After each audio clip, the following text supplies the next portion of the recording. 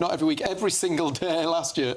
1,300 assaults, and these people are the key workers, are the people who keep our shops going. They're, you know, it might be the student with their first job, it might be a semi-retired person topping up their income to have a nice holiday, and they're in there day and night doing their bit, and they just deserve to go to work without all of this. The problem with this, though, is that oftentimes if shop workers or managers phone the old bill, they don't even bother to show up. The Co-op showed us last year it was like 80% of reported shoplifting crime didn't even get a return phone call, let alone somebody in attendance. So how will this work operationally? Because, I mean, you don't see coppers on the high streets anymore. So that is exactly why it's a standalone offence. So my view is that, you know, people are saying, oh, well, why retail workers? What about other people who get assaulted?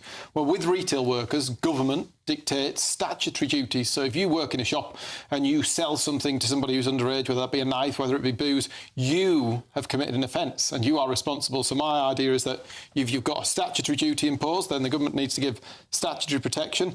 And by making it a standalone offence, we'll be able to see which parts of the country the police are most effective and which parts they're not. Because if this specific, at the moment, the only way we can measure is through surveying people who work in retail. This will mean this is what was called in and what was done about it, and we can hold police and crime commissioners and chief constables to account for what they are and aren't doing in response to retail crime. But how's it going to be enforced? I mean, I see people walking out of shops all the time with stuff up their coats and the beep goes off and the security guard's thinking, well, if I chase them, I might get stabbed. So they let them go, and that's part of the disease of this, isn't it? This sort of thing, well, it's not worth my time, it's not worth the danger.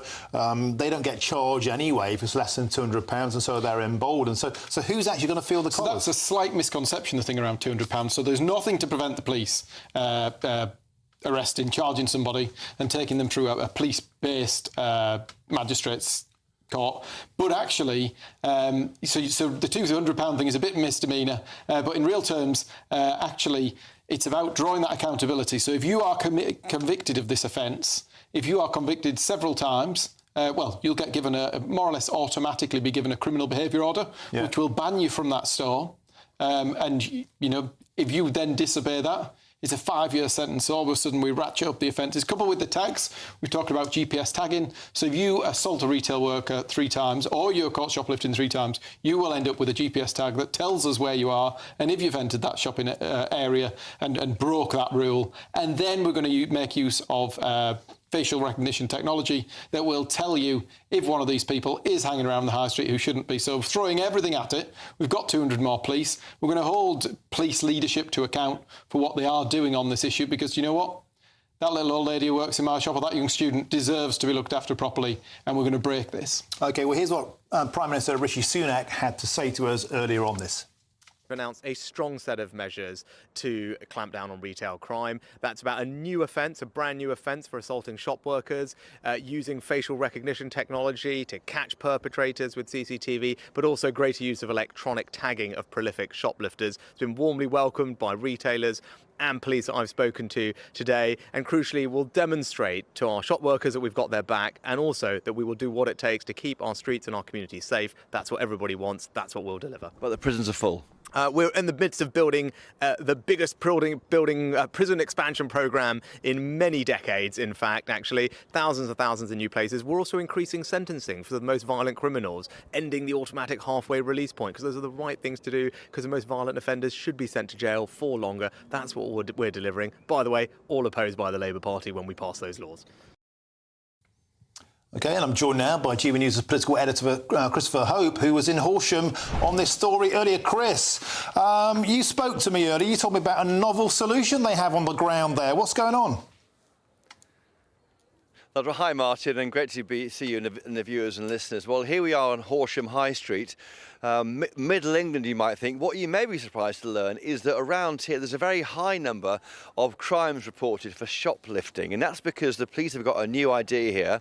It's like almost like an open WhatsApp channel, so shopkeepers can report any crimes or any suspicions of crimes to the police. They come and attend straight away, almost before the crimes have been committed. It's an idea being pushed hard by the local police. The PM earlier, Rishi Sunak, he was here looking at it, and it is working, but it does mean this area has a very high shoplifting figure, but that's because they're reporting everything, and I think it might actually I mean, it's been going for 1 year so far. They're looking maybe at running out more nationally. But I think here locally, shopkeepers feel protected, they feel looked after, they feel the police are working for them, and that's working. It seems like a great idea. Obviously, it will give them a spike in retail crime, which no police force wants on its copybook. But on the other hand, if they're forcing the issue out into the open, as it were, they're chasing the rabbits out into the open, then the police will no doubt have to respond. And that could be used as a direct plea to central government for more policing resource. Well, that's right. It's saying that, you know, let's not tolerate low-level shoplifting. We saw it, of course, in the cost of living crisis recently, and people feel they need to get the basics or more, and there has seen an increase in theft. So clearly, it's an issue which the government is trying to get across. You heard earlier there from the PM, Rishi Sunak. He's announcing plans today to ensure that if you do assault a shoplifter, you will go to prison, or at least you'll be sentenced to jail for up to 6 months, because as you and I know, Martin, the policy from this government is not to jail anyone for less than a year, and that sentencing bill is still on the books in Downing Street. So the intention is to be tougher on shoplifters, people, forgive me, who assault shop workers. Whether that happens, we'll wait and see. OK, Chris, and I believe earlier on as well, Prime Minister Rishi Sunak spoke on Rwanda. That's right. Now, next week is a big week for the government. We know on Monday, MPs will try and reverse the 7 different amendments to the Rwanda bill, the Safety of Rwanda bill, to allow those flights to take off and to act as a deterrent from these small boat people traffickers from France. Monday's the big day. Tuesday, probably back in the laws as the laws try and continue to weaken legislation. Back on Wednesday, and the working assumption from the government is on Thursday next week, the Safety of Rwanda bill becomes law, and after that it's over to the courts. Letters go out to people who are arrived here illegally by small boats, to saying you will be flown back to Rwanda, where you may have to stay there and deported there. The lawyers will get involved. A whole new battle will take place, and the credibility of this bill, this act, will be tested in our courts. And we heard earlier from the PM, Rishi Sunak. He made clear he wants these flights to take off. I'm committed to stopping the boats. We need to have a deterrent so that if people come here illegally, they can't stay, they'll be removed. That's why Rwanda's so important. That's why I'm determined to see it through. First of all, we need to get it through Parliament, where the Labour Party has been blocking it for a long time. Once it's up and running, I'm confident we'll be able to operationalise the scheme, get people on flights, because that's how we'll set up a deterrent and ultimately end the unfairness of people jumping the queue, coming here illegally, putting pressure on local services and risking their own lives. None of that's right, none of it's fair, and none of it's compassionate either to do nothing, and our plan is the right one. But that's the PM there saying it's not fair that you can arrive here illegally and get access to public services that everyone else pays for, making very clear it's a priority for him. He won't give us a date yet, Martin. That beer is still safe. We know he'll try and get these flights taking off in the spring. It feels like spring, even in leafy Horsham, it feels like spring, but no date yet from the Prime Minister for those first flights taking off. Yeah, just to remind viewers and listeners what we're talking about there, Christopher Hope bets Rishi Sunak a solitary single pint of beer that we wouldn't have anybody taking off for Rwanda. And Chris, I think your beer's safe. Listen, you've been a busy bee. As ever, we'll come back to you later in the show. Thank you very much, Chris Hope in Horsham. Now let's come back to the studio for some reaction there from Matt Vickers, Deputy Chair of the Conservative Party. Rwanda, round and round we go. Groundhog Day with echoes of Brexit. Will, finally, this bill get over the line? Well, I'm very much hoping so. I know we've got a busy week on it next week when we come back on Monday and Wednesday. There'll be votes on that into the night, I'm sure, and we'll be going till it's done. Do you know what we've seen with Albania? That where you have a deterrent, when people know that if they arrive in this country, they are going back, they are going elsewhere, they stop arriving. In Albania, the number of people coming across is down 96%. If we can get these flights off, it will work. It will deter people. People will know this is not an option. Britain is not the soft touch. But Rwanda said today that their national airline won't take passengers. Commercial airlines have said they won't because of the reputational damage. The armed forces are reluctant to get involved. how are they going to be flown there? Are they going to flap their arms? I think what we'll see next week is we'll see the scrap with the House of Lords, the scrap with the Labour Party, who voted constantly against everything we've ever done to toughen up the immigration system in this country. And then there will be a way. Rishi Sunak will find a way to get those flights off because he knows it's what Britain wants and it's what he's got to do if we want to get re-elected. OK, Matt Vickers, thanks for joining us. I admire your optimism. Thank you very much on that. Now, I'll have lots more on that story throughout the show, and there's plenty of coverage on our website, gbnews.com, and you've helped to make it the fastest growing national news website in the country. So thank you very much. Now it's time now for our biggest giveaway of the year so far, and it's your chance to win 10 grand in tax-free cold hard cash, luxury travel items and a 2025 Greek cruise, also worth £10,000. So that's a prize package worth over 20 grand, and it could be yours. And here's how you could get on board.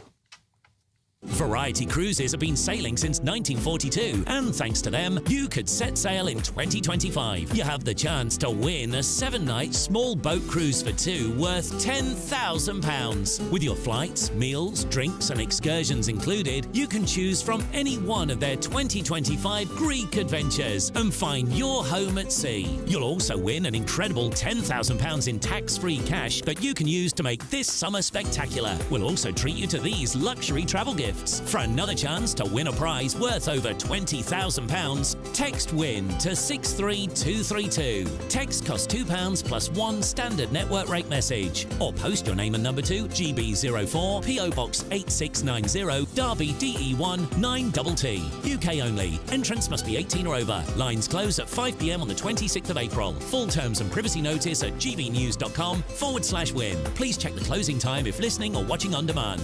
Good luck.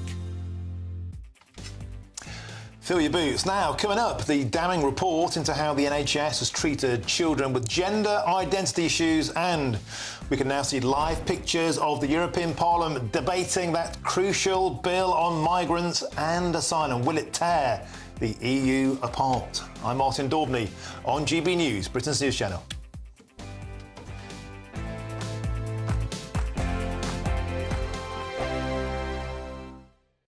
& Co. Weekdays from 6 p.m. You think this country needs new gas power stations? Apparently, this will all be about trying to get some form of energy security. Rishi Sunak has upset people today with this suggestion, people saying that actually this would do more damage to climate change than it would do good. Where are you on it, Richard? I'll tell you exactly where. We need a lot more gas power stations and nuclear power stations because quite often the wind doesn't blow and the sun doesn't shine. Last week, we imported 16% of all our electricity because we haven't got enough capacity in the UK, and we're now totally over-reliant on renewables.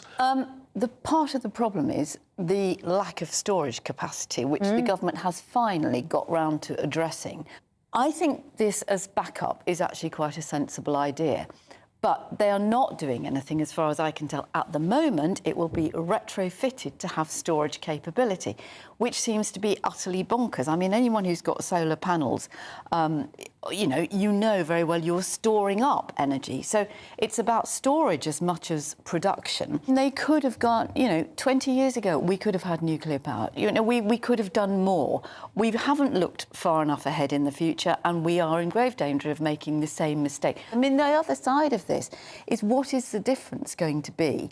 Blackouts are, they're irritating and... Irritating? It'd be disastrous. It would destroy our economy. Well, they would be now, but, some of us remember 3-day weeks and things like that. And in fact, I grew up thinking that everybody had, at least a couple of days a week when they had to eat off a primus stove and things. This is, again, I don't want to harp on, but this is one of the problems in the politics in our country, isn't it? So many politicians, they just think in election cycles. Absolutely. They just think, what can I do and say to get my own backside re-elected at the next general election? They're not always looking ahead at, actually, politics aside, what is genuinely the best thing for this country.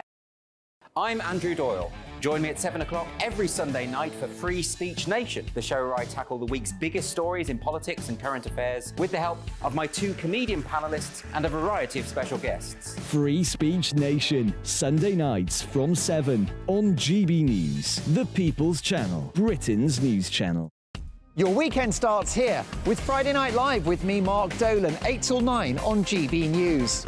Big stories, big guests and big laughs as we get you ready for a cracking weekend. That's Friday Night Live with Mark Dolan. Fridays 8 till 9 on GB News. Bring your own drinks. The admission's free. In the GB newsroom, we bring you the news as it happens. With our team of dedicated journalists across the UK, GB News brings you accurate reporting of the day's topical agenda. When the news breaks, wherever and whenever it's happening, we'll be there. This is GB News, the People's Channel, Britain's news channel.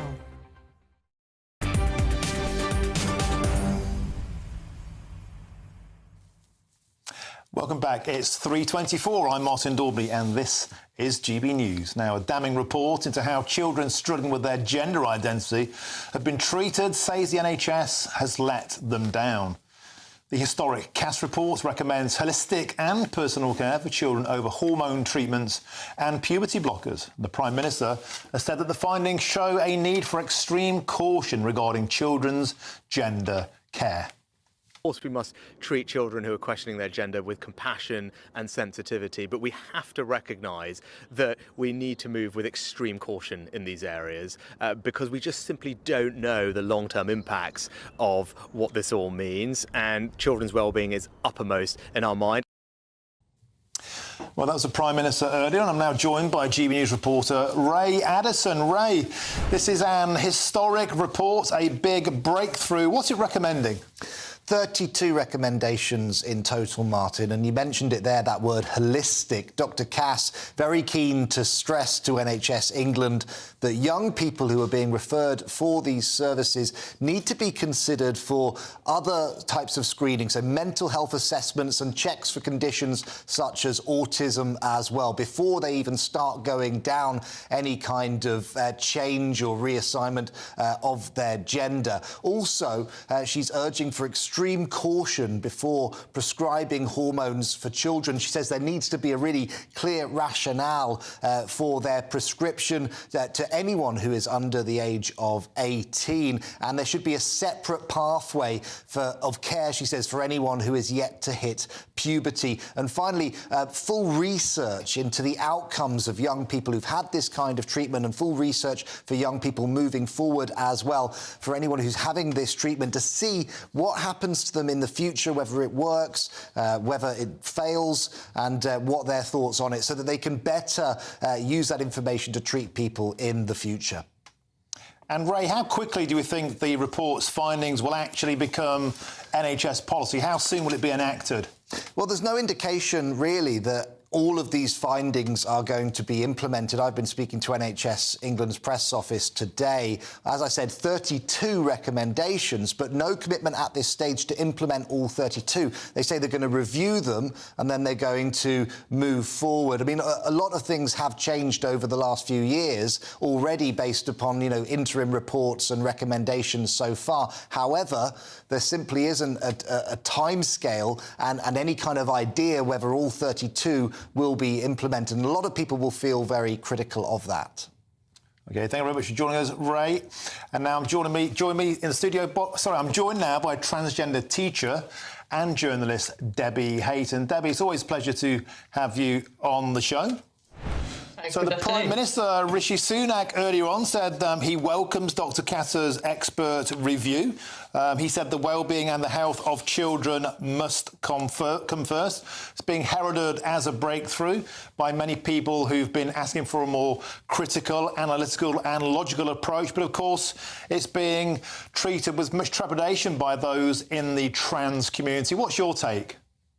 Well, I welcome this report. We've needed it for a long time. This is an impartial report written by a clinician who has no part in the political debate that's been going on. Who she cares about is children. Children at the centre of this report, and that's right. And there are a great number of children still waiting in the system for treatment, about 15,000.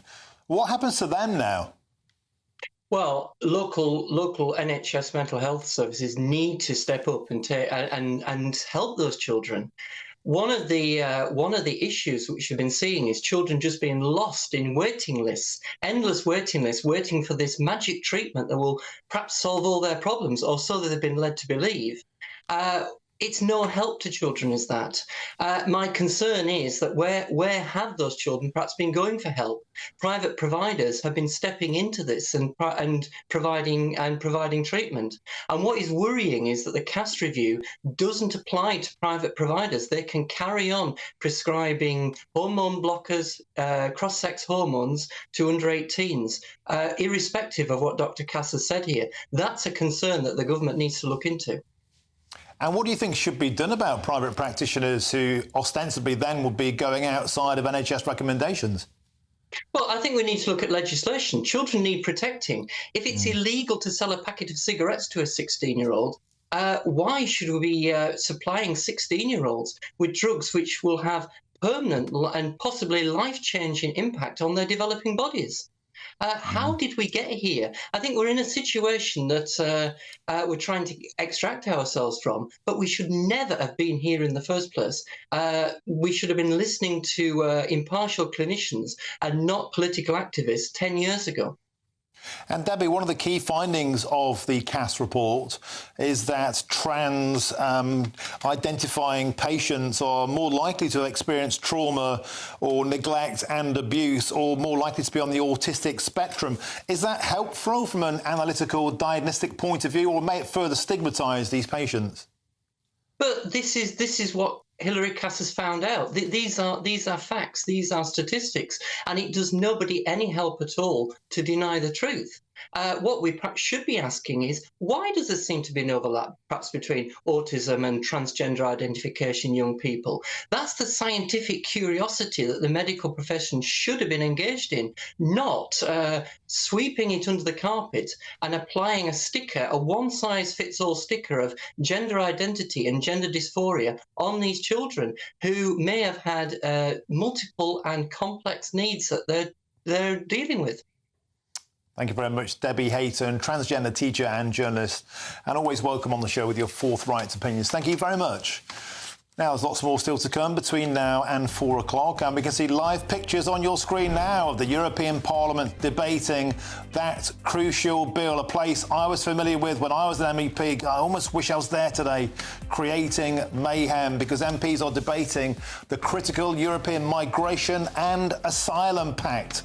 Will that bill make it through the Parliament, or will the European Union revolt with an historic upset? Could that even endanger the future of the EU bloc? All eyes on Brussels, and we'll be live from there for that vote in around about half an hour's time. But first, it's your latest news headlines, and it's Sophia Wensler.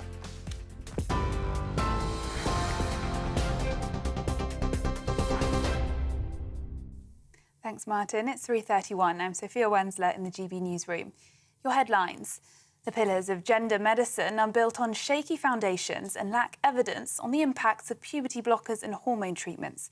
The CAS review says children are being let down by remarkably weak evidence and calls for gender services for young people to match the standards of other NHS care.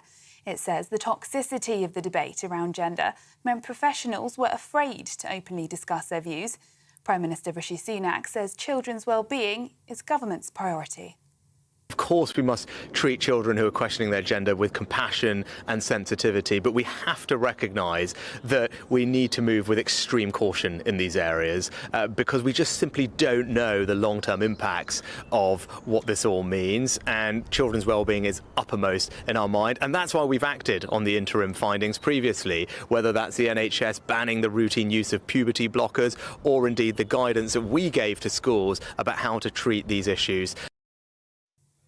Assaulting a shop worker will be made a separate criminal offence in a government U-turn in response to a surge of retail crime. It's after a report found violent and abusive incidents against shop workers rose by 50% in 2022 to 2023. The government had previously said it did not think a law change was required. But today, Rishi Sunak has announced the government will be amending its criminal justice bill to bring in the new offence. And tech giant Apple has been accused of anti-Semitism after displaying the Palestinian flag instead of the Israeli flag when typing in the capital, Jerusalem. Some users with devices running on the latest software for the iPhone have noticed the prompt in their predictive text function. However, not every user sees it. And for the latest stories, sign up to GB News Alerts by scanning the QR code on your screen or go to gbnews.com/alerts.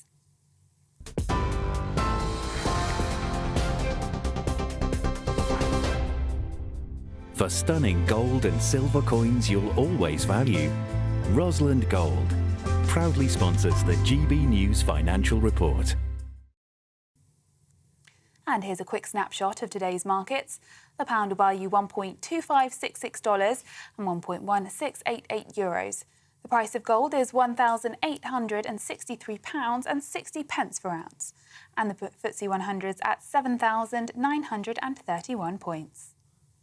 Rosalind Gold proudly sponsors the GB News Financial Report.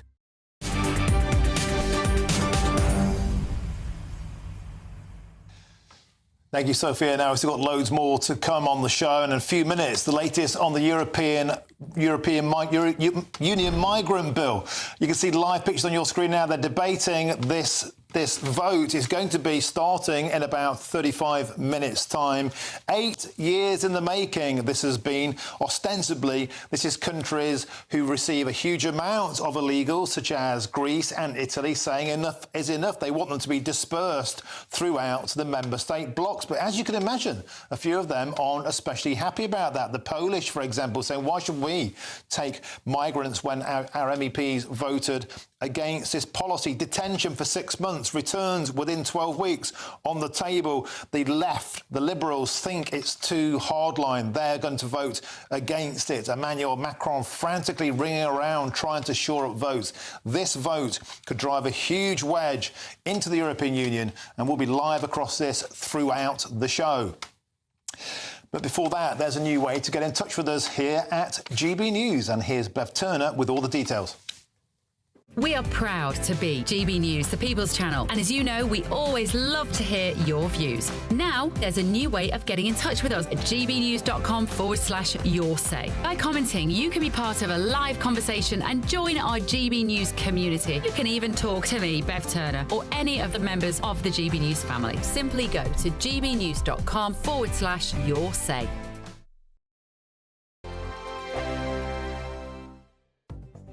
The latest GB News travel. Good afternoon. Hello, I'm Jules Buckley, and let's go to Leicestershire. Firstly, the northbound A42 currently closed from the M42 if you're heading towards Burton-upon-Trent, junction 11, and Ashby de la Zouch, that's junction 12. An earlier collision being recovered. There's a tailbacks to the northbound M42, almost back to Tamworth at junction 10. Northbound M5 after Worcester at 6, all lanes are back open. There was a swan on the road earlier, so still slow going. On the northbound M52 near to Portishead 19, we're seeing queues on the live cameras. It follows a collision from this morning, a lane shut now for recovery work. And in the roadworks, westbound M4 Cheveley 13 towards Hungerford at 14, there's a breakdown. A lane closure has been put in place, and naturally it's causing queues. And for now, that's your latest. You can stay up to date throughout the day by visiting our website, gbnews.com.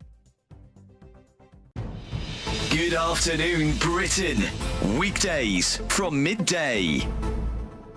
Children's stories like Peter Pan and Alice in Wonderland now come with a trigger warning at universities, alerting readers to possible themes of white supremacy. Yes, these warnings are being applied to colonial narratives, that's the claim, commonly found in adventure stories and famous novels from the Victorian era.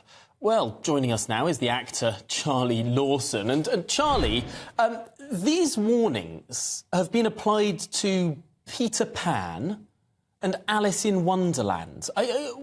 What's this university getting at? Well, look, first of all, this is nothing new. We hadn't heard about it for a while. Universities have been doing this over the last couple of years. I remember having a chat with one of your colleagues. But when Gabriella, the lovely Gabby, phoned me up today, I had to beg her to put me on after 9 o'clock because I found myself getting rather irate about the whole thing. But I will do my best to be very polite. Yes, keep it clean.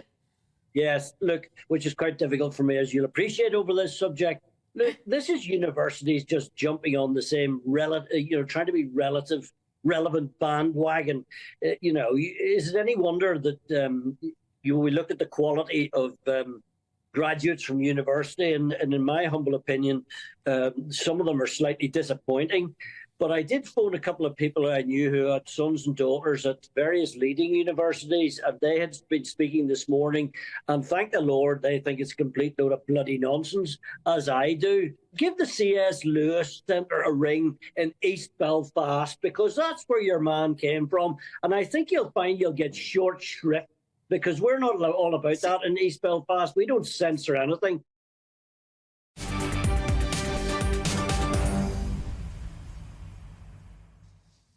Welcome back. It's 3:38. I'm Martin Daubney, and this is GB News. Now, MEPs are voting today, in fact, in about an hour's time, on a series of laws that will form a new migration pact. The Migration and Asylum Pact aims to overhaul the EU's legislation and border rules, which could redefine the future of the EU's borders. Well, joining me now to discuss this is Italian political commentator Paolo Diana and Charles-Henri Gallois, leader of France's Génération Frexit. So we've got the Italian and the French perspective. Let's start with you, if we could, Paolo Diana, because this has been driven by Giorgia Meloni, the Italian premier, who's in favour of this because she feels that Italy is simply doing more than its fair share, of course, because the numbers of illegals arriving into your country are absolutely astronomical. Absolutely. Thank you, Martin. I'm in favor as well. We all know that we don't have any migration law so far in the EU. So this is a first step towards a political solution of this huge problem that is illegal immigration. And we all know that giving money to countries that surround Europe, particularly in those countries that face the Mediterranean Sea, like Algeria, Tunisia, and also Egypt, it's a pragmatic, good way to start solving the problem, particularly of people smugglers, because we know it's like a mafia gaining money from these poor, desperate people dying, trying to reach Europe. They're not perfect countries eventually in thinking about democracy, but this is not our fault. And this is what Europe anyway is doing with the Turkey, because in 2016, we know that there was an agreement with Turkey to stop illegal migrants. So I think overall, it's a very good pointing start. And I hope it will vote. OK, now let's turn to Charles-Henri Gallois, leader of France's Génération Frexit. What's the situation in France there, Charles-Henri? Because I understand that Emmanuel Macron frantically phoning his old friend Donald Tusk, trying to get Polish MEPs to abstain. I mean, all the parties in France are against this pact except Emmanuel Macron party, because this pact is a total disaster if you look at it. I mean, the Europeans are not trying to fight against illegal immigration, but they're trying to allocate illegal immigrants within the countries. And it's a total disaster when you look at the figures. I mean, if you refuse to relocate these migrants to your country, for example, it's 20,000 euro per migrant, and for France it will be something like €2 billion fine if we don't want to do it. So it's totally anti-democratic scheme. And if you look at it, I mean, the EU, they are not trying to stop illegal immigration. Frontex, the border agencies are more like taxi for migrants, that an agency that try to stop immigration. I am quite surprised, but not that much surprised by Italy's position, because it's true that Italy is suffering from illegal immigration, but the true solution would be to fight really against illegal immigration, which the EU is not doing it. And I'm quite surprised Giorgia Meloni, that campaign against immigration, now want to host 400,000 migrants per year, and she's doing like a friend with Ursula von der Leyen. So as a French, it's a very bad pact. And of course, if I had a vote in this parliament, I will vote against this migrant pact. And how do you respond to that, Paolo Diana? I know we heard Charles-Henri there saying he's surprised Italy is in favour because this doesn't stop the boats. It merely relocates and disperses those arriving into the EU bloc. Well, first of all, it's a starting point. It's not the solution to everything. We all want to stop the boats, and striking deals with Algeria, Tunisia, and Egypt will help stopping the boats. So the things are connected. And also, there's no surprise, because if you believe in Europe, you think that it's the right thing to do to divide and allocate these illegal migrants through all the countries, right? If you don't believe in Europe, then there's no need. But so Italy shouldn't be forced to keep all these illegal migrants because of European laws. And because eventually all these charitable ONG boats, all with a German flagship, they're taking on board all the illegal migrants in the Mediterranean Sea, and then they're not taking them to Germany. Surprisingly, they're taking them to Italy, and Italy has to keep them. So we shouldn't be surprised of only one thing. We should see the bigger picture. Okay, and Charles-Henri, it's worth pointing out that a lot of these socialists, those on the liberal left, they're also against this plan because they think it's too extreme, because it gives powers of detention for up to 6 months, returns within 12 weeks. And with all of this added together, Charles-Henri, do you think this vote will struggle to get through today? And if so, could this be calamity for the European Union? I hope the vote won't pass, but it's true that the right and the left are voting sometimes against for different reasons. I don't think this text is tough against illegal immigration.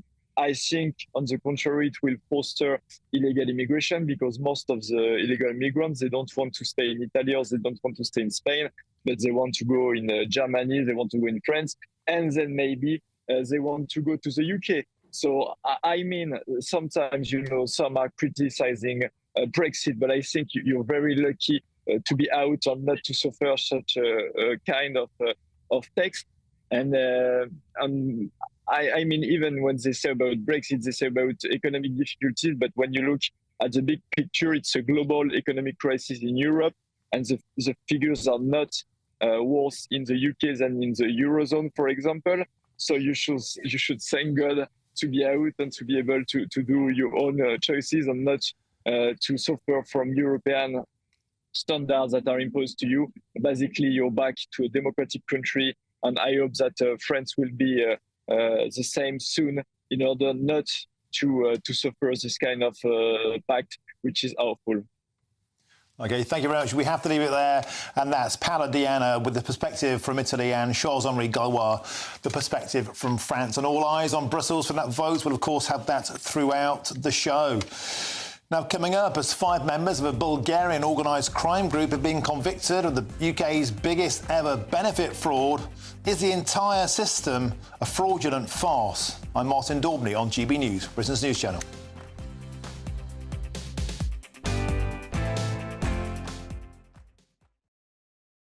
Good afternoon. Welcome to your latest GB News weather update. There's going to be a lot of cloud around for the rest of the day, but it will start to feel quite a lot milder, particularly overnight.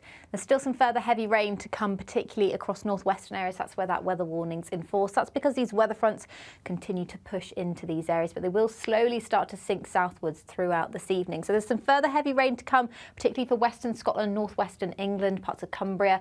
But overnight tonight, that rain band is going to sink southwards into Wales, parts of the Midlands, and then once it reaches the south coast of England, well, that's where it will stay for much of Thursday. Further north, though, it's going to be a much drier and brighter start, but with brisk southwesterly winds and that milder air, it's going to be a very mild start to the day tomorrow.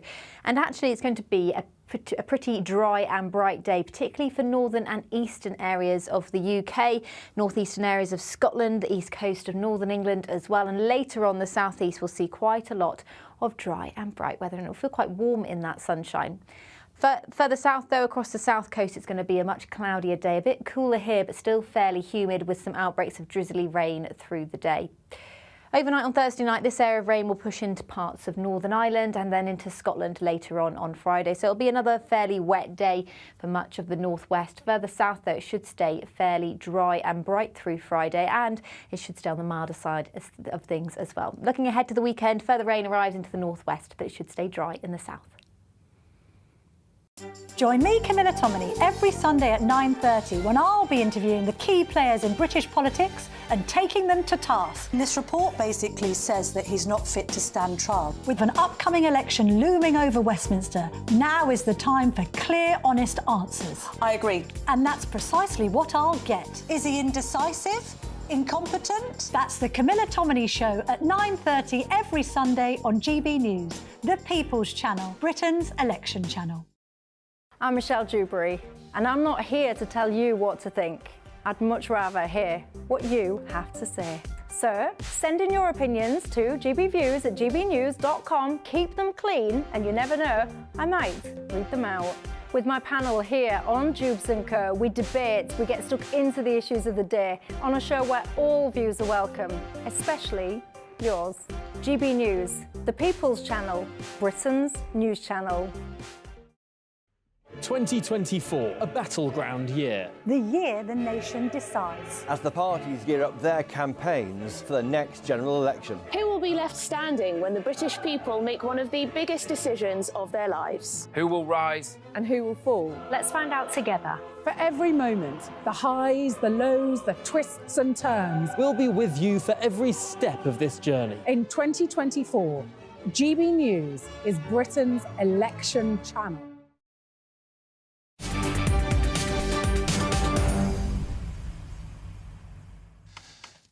Welcome back. It's 3:49. I'm Martin Daubney and this is GB News. Now, a father has been jailed for life with a minimum term of 22 years for murdering his 4-week-old baby. Ollie Davis was pronounced dead after being found lifeless in his cot in October 2017. Well, joining me now to update us is our East Midlands reporter, Will Hollis. Will, welcome to the show. A harrowing case. Give us the details. Yes, well, this ultimately concludes a 6-year investigation for Leicestershire Police. Ollie Davis died in 2017, but today, Michael Davis, his father, has been sentenced to at least 22 years in prison for his murder. Today, Mr. Justice Cotter, the judge who was sentencing at Loughborough Magistrates Court, described a devastating fatal spinal injury which ultimately caused the death of the 4-week-old baby, inflicted just 8 days before his death. Now, Michael Davis was found guilty of murder last month at Leicester Crown Court, but there was a sentencing was here because of mobility issues for the defendants. While Michael was found guilty of murder, his partner, Kayleigh Driver, was found not guilty of murder, but guilty of causing or allowing the death of the child. She was sentenced to 7 years in prison. And in reading a couple of the quotes that were said today in the sentencing, the judge told her, "You must have heard Ollie's cries after he was assaulted as you were together in the bedroom. This must have woken you up." And speaking to Michael Davis, he was told, you've shown callous indifference by opting not to summon medical help. The judge described how he was sure that it was Michael Davis that inflicted these injuries during violent episodes at their home in 2017 in nearby Leicester. Now, as I say, this is the end of a long 6-year investigation. The Detective Inspector Mark Parrish said, "At the heart of this complex investigation has always been to get justice for Ollie." OK, thank you very much for that update there, Will Hollis. A harrowing story, but today justice has been served. Thank you very much for joining us. Now, a Bulgarian organised crime gang fleeced taxpayers out of over £50 million in what's been called Britain's biggest ever benefit fraud. And we'll hope to be joined by a guest on this soon. But the fact of the matter is this just the tip of the iceberg? How on earth can £54 million worth of benefits be fleeced from the taxpayers for so long without anybody at the benefits office even knowing a single thing about it? And more to the point, how big an issue is benefits fraud? In fact, the numbers are absolutely eye-watering. An estimated £8.4 billion in overpaid benefits fraud in 2022. £8.3 million went out during COVID. They were huge fraud and errors, nearly double the previous year's totals. 7.5% of all benefits were fraudulent in that year. Now, when you pay your tax, we've just gone through the end of the tax year. Do you ever click on that thing that says, where does my tax go? Well, 19%, 19 pence in every pound of every tax pound you pay goes to the NHS. The second biggest tax burden in the UK is benefits. 13% goes on benefits. So we're putting a combined total there of 22% into health and benefits, those unable to work. Many, many people believe this system is rigged. It's there to keep people out of work. It's there to stop people getting back into work. And it's there to support gross fraud like this. It's just like a cash machine. Now then, we've got some live footage. I think we are going to that crucial vote in the European Union. That's coming up soon. It's 9 years in the making. 9 years in the making. This crucial asylum and migration bill basically is to disperse asylum seekers throughout the bloc, but it's causing huge division. A lot of countries such as Italy and Greece who feel they are disproportionately being impacted because, of course, they are on the seafaring side. They are receiving them. They want them to be dispersed throughout the bloc. But member states are saying, well, why should we do that? In fact, 11 countries have actually pulled out of Schengen open borders due to terrorism threats, and it happened, of course, during COVID. Open borders breaking down in the EU. Today's vote, truly historic. Macron wants mass abstentions. He wants this to go through, but very, very few others do. Could this sink the European Union? A huge moment in the EU bloc's history. I almost wish I was back there as an MEP for this one, because this is going to be calamity. We'll have that in the next hour, all as it comes live. I'm Martin Daubney on GB News, Britain's news channel. First, it's your weather, and it's with Annie.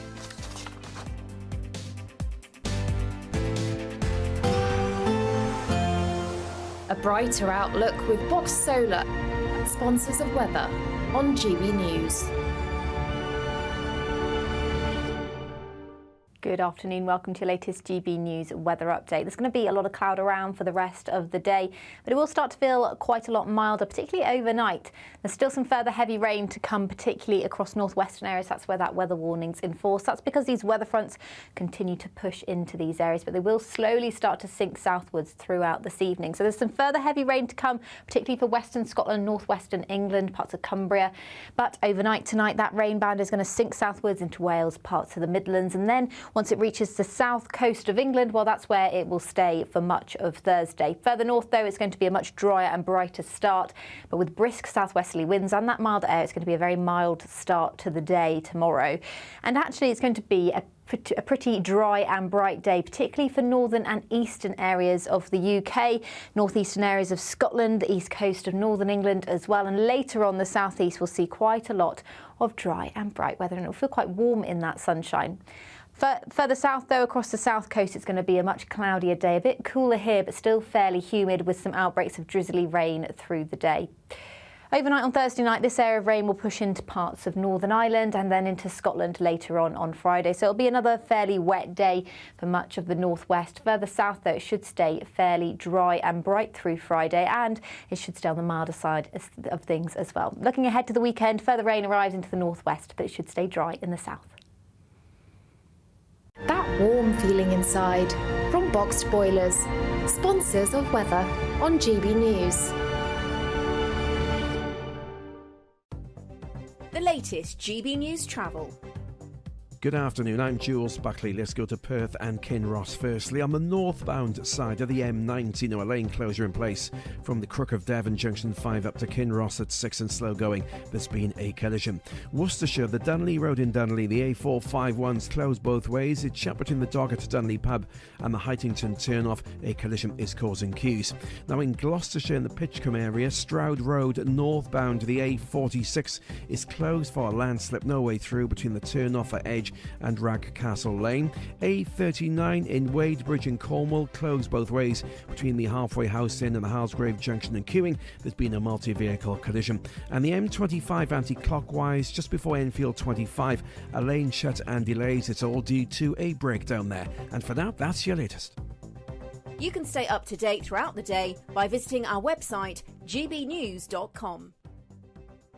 Variety Cruises have been sailing since 1942, and thanks to them, you could set sail in 2025. You have the chance to win a 7-night small boat cruise for two worth £10,000. With your flights, meals, drinks and excursions included, you can choose from any one of their 2025 Greek adventures and find your home at sea. You'll also win an incredible £10,000 in tax-free cash that you can use to make this summer spectacular. We'll also treat you to these luxury travel gifts. For another chance to win a prize worth over £20,000, text prize to 63232. Text costs £2 plus one standard network rate message. Or post your name and number to GB04 PO Box 8690 Derby DE1 9TT. UK only. Entrance must be 18 or over. Lines close at 5 p.m. on the 26th of April. Full terms and privacy notice at gbnews.com/win. Please check the closing time if listening or watching on demand.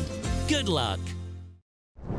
I'm Christopher Hope. And I'm Gloria Di Piero, bringing you PMQ's live here on GB News. Whenever Parliament is in session on a Wednesday at midday, we'll bring you live coverage of Prime Minister's questions. We'll be asking our viewers and listeners to submit the questions that they would like to put to the Prime Minister, and we'll put that to our panel of top politicians in our Westminster studio. That's PMQ's live here on GB News, Britain's election channel.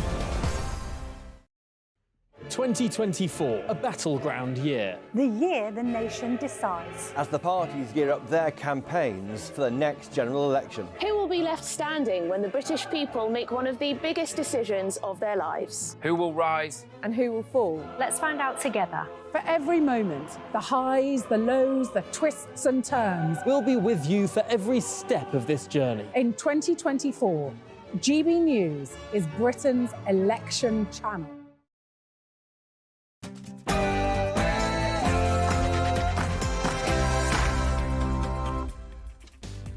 A very good afternoon to you all. It's 4 p.m. Welcome to the Martin Daubney Show on GB News, broadcasting live from the heart of Westminster all across the UK. On today's show, lawless Britain. The Prime Minister unveils tough new penalties on people who commit crime on Britain's high streets. Is this the government admitting they've lost control of our beleaguered high streets? And it's time for an EU asylum pact. It's the day of a huge crunch vote, 9 years in the making, as the European Union vote in Brussels on an agreement to share the burden of accepting refugees. We'll be live with all the latest from Brussels. Could this tear the EU apart? Plus, Britain's biggest pub company and owner of the Slug and Lettuce chains is battling multi-billion-pound debts. So what does this mean for the rest of our beloved British boozers? Is it a glass half full moment? Could we bring back the independence? And next up, a British energy company will start drilling at the biggest North Sea oil find in decades, and that's despite a net zero crackdown on the industry. Could this save British oil and gas and bring down your energy bills?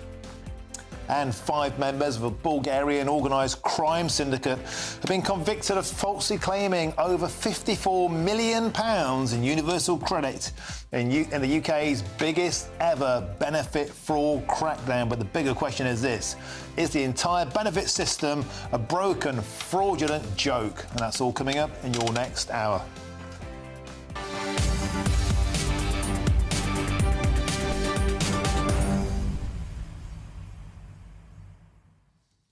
Thanks. Welcome to the show. Always a pleasure to have your company. Now, we're moments away from that historic vote in Brussels, the Migration Pact.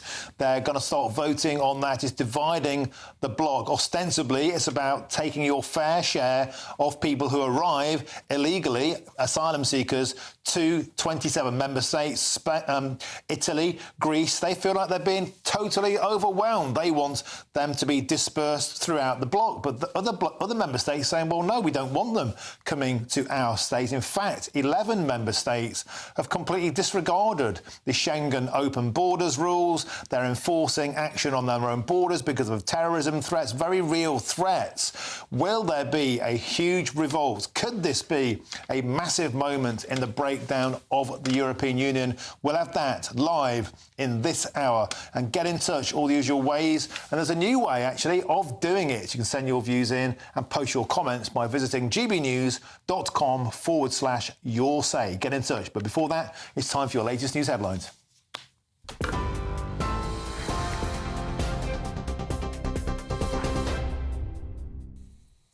Martin, thank you, and good afternoon to you. Well, the pillars of gender medicine, we're told, are built on shaky foundations and lack evidence on the impacts of puberty blockers and hormone replacements on children. That's according to a new study.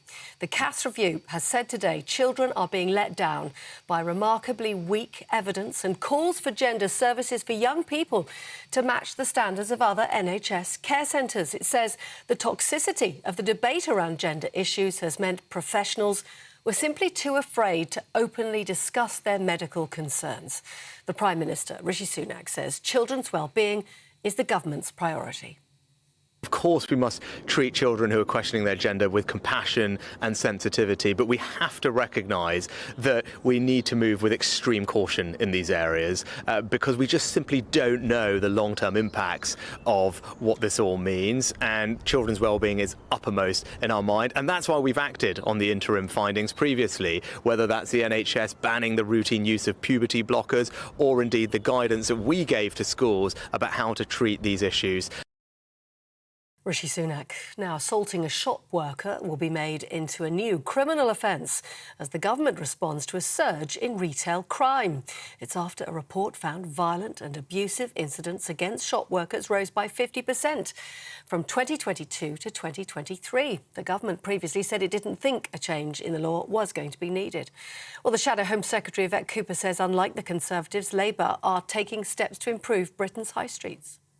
Well, the Conservatives have finally done a U-turn and agreed to Labour's plan for a new offence of assault against shop workers. But we've been calling for stronger action against violence on shop workers for 10 years now, and they have resisted at every stage. Even now, it's still a pale imitation of our plans because they're not putting the neighbourhood police back on the streets to actually help take the action and do the work that we need. Labour's plan would be 13,000 more neighbourhood police and PCSOs in our town centres, high streets and neighbourhoods across the country. Yvette Cooper. Now, 5 members of a Bulgarian organised crime group have been convicted of falsely claiming over £50 million worth of universal credit in the UK's biggest ever case of UK benefit fraud. Over a 4.5-year period, the gang made thousands of false claims for universal credit, using either real people or hijacked identities. The investigation identified 3 so-called benefit factories in London where repeated false claims for benefits were supported by forged documents, including fake tenancy agreements, counterfeit payslips and forged letters from landlords, employers and GPs. The defendants will appear for sentencing in May. Now, a father has been jailed for life with a minimum term to serve of 22 years for murdering his baby son. 4-week-old Ollie Davis was pronounced dead after being found lifeless in his cot in October 2017, having sustained a number of serious injuries, including broken bones. His 29-year-old father, Michael Davis, was found guilty of murder and 2 counts of causing grievous bodily harm. Ollie's mother, Kaylee Driver, was also jailed for 7 years for causing or allowing the death of a child. Detective Constable Natasha Batston of Leicestershire Police spoke on behalf of Ollie's family outside Leicester Crown Court. This has changed our family forever, and we suffer mentally with these evil actions. All we want is justice for Ollie, as that is the least that he deserves. As a family, we have been dragged through hell for nearly 7 years with all the lies and deceit. Ollie will be forever in our broken hearts, and his memory will forever live on. Now, the tech giant Apple has been accused of anti-Semitism after displaying the Palestinian flag instead of the Israeli flag when users type in the word Jerusalem. Some users with devices running on the latest iPhone software have noticed the prompt in their predictive text function, but not every user sees it. Now, a runaway horse has been found at a railway station in Sydney in Australia. If you're watching on TV, take a look at this. Alarmed passengers leaping out of the way as the horse casually trotted along the platform. The train driver in the train that arrived at the platform very wisely kept the doors shut to keep the horse out of the train itself. Luckily, the cavalry did arrive and the racehorse was taken home to his stable safely. That's the news. For the latest stories, do sign up to GB News Alerts. Scan the QR code on your screen or go to gbnews.com/alerts.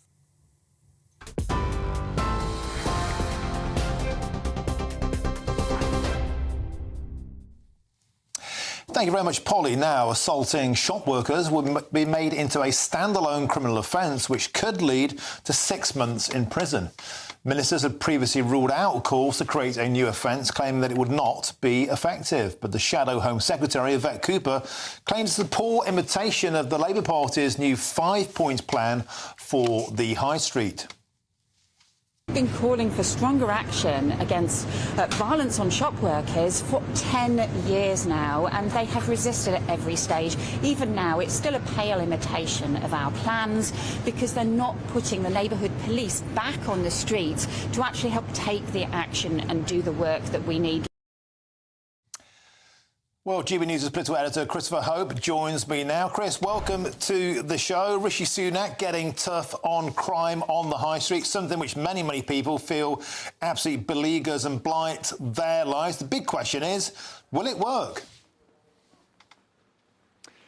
Yes, hi Martin. Yeah, you join me from a wet Horsham town centre in West Sussex here. You'll see these unusual shops here you might find in any town in England.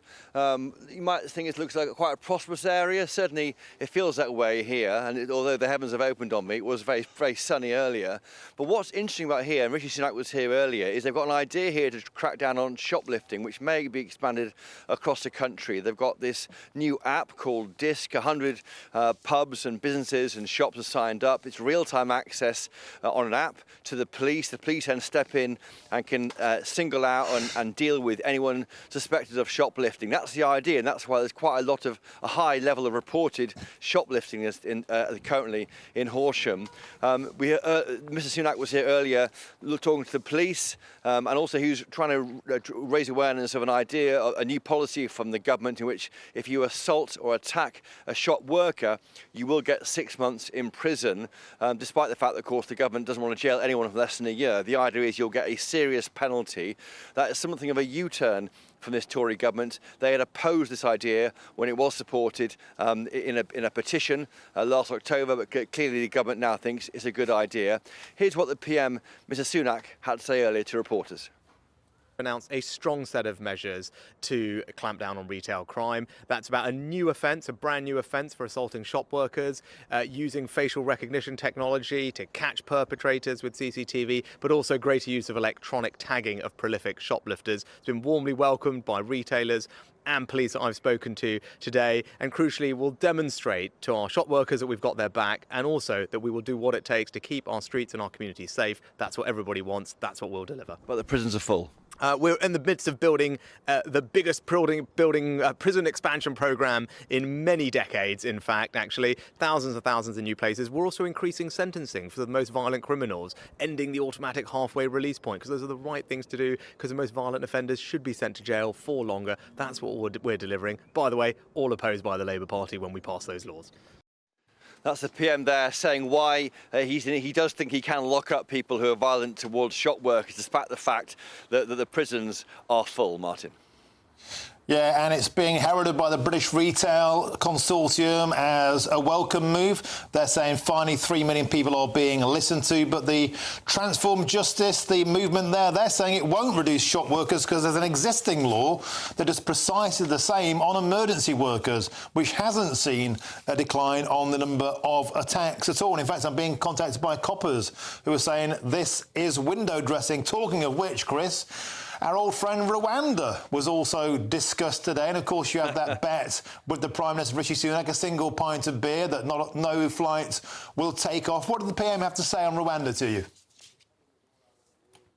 Yeah, on that bet, Martin, I think it's before the election, which we thought was in May, when that bet was offered back in September, if you remember on your programme, when this Mr Sunak first said he would try and take on the small boats issue properly, pending the legal case going through. That's right, we're expecting this back in the House of Commons on Monday, when MPs are looking to reverse the amendments made by the Lords. It'll then ping and pong and back again between the House of Commons, House of Lords, and we think it should be, the government's expectation is that this Safety of Rwanda bill will be law by Thursday, and then it's over to the courts. But as for Mr Sunak, he is still confident that the first flights will take off in the spring, despite the weather. Here's what he had to say earlier. I'm committed to stopping the boats. We need to have a deterrent so that if people come here illegally, they can't stay, they'll be removed. That's why Rwanda's so important. That's why I'm determined to see it through. First of all, we need to get it through Parliament, where the Labour Party has been blocking it for a long time. Once it's up and running, I'm confident we'll be able to operationalise the scheme, get people on flights, because that's how we'll set up a deterrent and ultimately end the unfairness of people jumping the queue, coming here illegally, putting pressure on local services and risking their own lives. None of that's right, none of it's fair, and none of it's compassionate either to do nothing, and our plan is the right one. Fantastic stuff, Chris. So, Busy Bee out there in Horsham on shoplifting, clamping down on assaults and Rwanda. Thank you for joining us on the show. Always a pleasure. Now, this one just in. Youth Demand have spray painted the Ministry of Defence in collaboration with Palestine Action. And this is the latest attack. You can see them just jumping over the barrier there and spraying red paint onto the historic MOD building. Desecration, some may say. Well, I'm joined now by GBNews reporter Charlie Peters. Charlie, what's the latest on this? 5 arrests, Martin, for today's demonstration. This is a collaboration, as you said, between Youth Demand and Palestine Action. This is their first time officially linking up, and it marks an escalation in Youth Demand's activities this week. This is their third piece of direct action that they've taken since launching and gathering officially last week. We revealed that this group had made that collaboration with Palestine Action on Thursday, which has attracted significant controversy because Palestine Action is currently being assessed as a potential extremist group, according to reports, and Youth Demand is a youth spin-off group from Just Stop Oil, and they say they are campaigning against what they describe as genocides in Gaza and genocide caused by oil and gas licenses and the environmental damage caused by that. As you're seeing right now on your screen, some arrests taking place there. British Transport Police were actually monitoring a Youth Demand march, I understand, which was taking place through various tube stations in central London. They then a section of that protest broke off from the main group to go to the main building of the MOD on the embankment side, where they've sprayed the building in red paint. And red is significant because usually when Just Stop Oil conduct those protests, they engage with orange. This is a sign that those environmentalists are now moving away from their eco message and taking on the pro-Palestinian cause. Lord Wolney, the government's independent advisor on political violence and disruption, told me last week that many environmentalists were latching on to the crisis in the Middle East in order to get their message front and centre. And he also said that this was a potential cause of radicalisation as those groups combined. Yesterday, we saw activists from Youth Demand go to Keir Starmer's house, where they conducted a protest there. This was roundly criticised by many leading figures in the British establishment, including the Prime Minister and the Home Secretary, James Cleverly. And on Monday, we saw them breaking live on this show We saw them spray painting Labour HQ again with red paint. 11 arrests for that. We've also had 3 charged for that protest yesterday. So the third and potentially the final protest from this week of action from this new group in central London this week. And Charlie Peters, you were the first to break the story that they were joining up with Palestine Action, and they said they meant business, and by Jove, whatever you think of them, they've been active and they're certainly grabbing attention. But that building, the MOD building, Charlie, it's a beautiful, historic, protected, listed building, but thankfully the police were quickly on the scene. That's right, Martin, but also we have to recognise that this is an extremely sensitive building. It has round-the-clock permanent coverage from a specific police department, the MOD police. And it's interesting that the British Transport Police were involved in conducting those arrests. Not the Met, not the MOD that are based there permanently, but rather that different specialist subsection of the constabulary who were already on board monitoring that protest throughout central London. So they must have noticed, it's likely that they noticed those 5 protesters breaking free from the main pack and following them there. In the footage we've seen released by the group, we do see other officers running down towards that location. Those are likely involved in the MOD police permanent presence at the building. Yeah, thank you very much, Charlie Peters. And that's youth demand targeting the MOD building there with red paint. Thanks for joining us, Charlie. Always a pleasure. Now, I'll have lots more on that story at 5 o'clock, and there's plenty of coverage on our website, gbnews.com, and you've helped to make it the fastest growing national news website in the country. So thank you very much. Now, brace yourselves, because it's time now for our latest Great British Giveaway and our biggest prize so far, and it's 10 grand in cold, hard, tax-free cash, luxury travel items and a £10,000 2025 all-inclusive Greek cruise. A package worth 20 grand. Want the chance to win it all? Well, here's how you could get on board. This is your chance to win our biggest prize of the year so far. First, there's a totally tax-free £10,000 in cash for you to spend this summer. Then we want to send you on a bespoke 7-night small boat cruise for 2 worth £10,000. Thanks to Variety Cruises, you'll be able to choose from any of their 2025 Greek adventures and discover Greece like never before. And with flights, meals, drinks and excursions included, all you have to do is relax. We'll also give you these terrific travel treats. For another chance to win a prize worth over £20,000, text WIN to 63232. Text costs £2 plus 1 standard network rate message. Or post your name and number to GB04 PO Box 8690 Derby DE1 9TT. UK only. Entrance must be 18 or over. Lines close at 5 p.m. on the 26th of April. Full terms and privacy notice at gbnews.com/win. Please check the closing time if listening or watching on demand. Good luck. Well, stick with us because we'll have the latest on that critical EU vote. You can see live pictures on your screen now. The Migration and Asylum Pact. Will it tear the EU apart? They're trying to disperse illegal asylum seekers throughout the bloc. Hugely controversial vote. We'll have all the latest on that. Coming up soon, I'm Martin Daubney on GB News, Britain's news channel.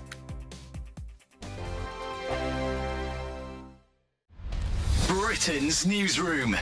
Weekday mornings from 9:30. Men's mental health. Yeah. Men are starting to talk a lot more. Yeah. You've been through a lot of stuff that people don't know about. Yeah, I mean, the last few years for me have been very, very difficult. People see me on tour, performing, making music, but myself and my wife, we went through 2 miscarriages. Oh. Wow.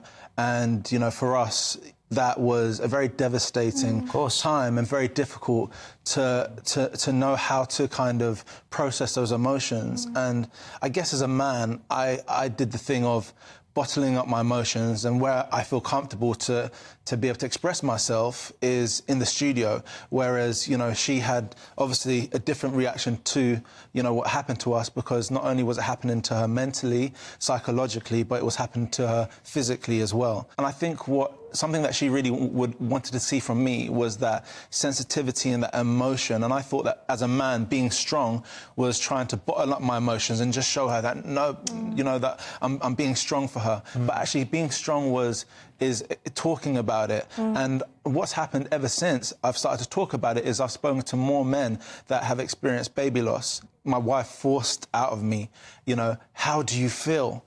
And I ended up as a mess on the floor. I was exasperating, crying, almost inconsolable. She was just holding me in her arms as we cried together, and we cried together.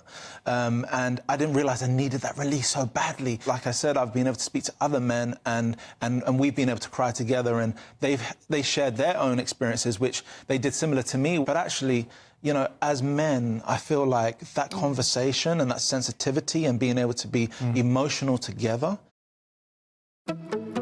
Good afternoon, Britain. Good afternoon, Britain. Weekdays from midday, we bring you the most compelling stories from across the United Kingdom. And why it matters to you. From your doorstep to our inbox. That's right, we want to hear from you. Good afternoon, Britain. Only on GB News, the People's Channel, Britain's news channel. Your weekend starts here with Friday Night Live with me, Mark Dolan, 8 till 9 on GB News. Big stories, big guests and big laughs as we get you ready for a cracking weekend. That's Friday Night Live with Mark Dolan. Fridays 8 till 9 on GB News. Bring your own drinks. The admission's free. Every Sunday from 11, join Michael Portillo. There will be topical discussion, looking at the week before and the week to come. So kick back and relax at 11 a.m. on Sundays on GB News with me, Michael Portillo. GB News, the People's Channel, Britain's news channel.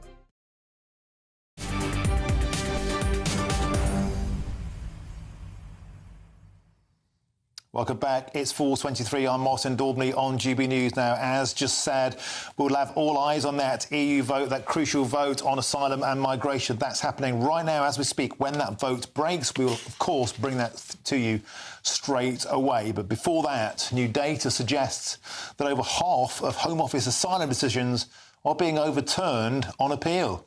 This even includes a convicted sex offender from Afghanistan who was granted asylum after a judge ruled that he would be at risk of mob violence if he was sent home. So the big question is this: is Britain's asylum system completely broken? Well, I can now speak with immigration lawyer Harjap Singh Bangal. Welcome to the show, Harjap. We have this conversation so often, do we not? But this latest set of figures and revelations even surprised me. The fact we can't deport convicted sex offenders because they claim they will face potential violence in their home country would astonish many GB News viewers. Don't forget, of course, Abdulazidi went down a similar route, committed 2 sex offences and yet wasn't deported and went on to commit that heinous crime. Are we placing the human rights of sex offenders before the human rights of British citizens?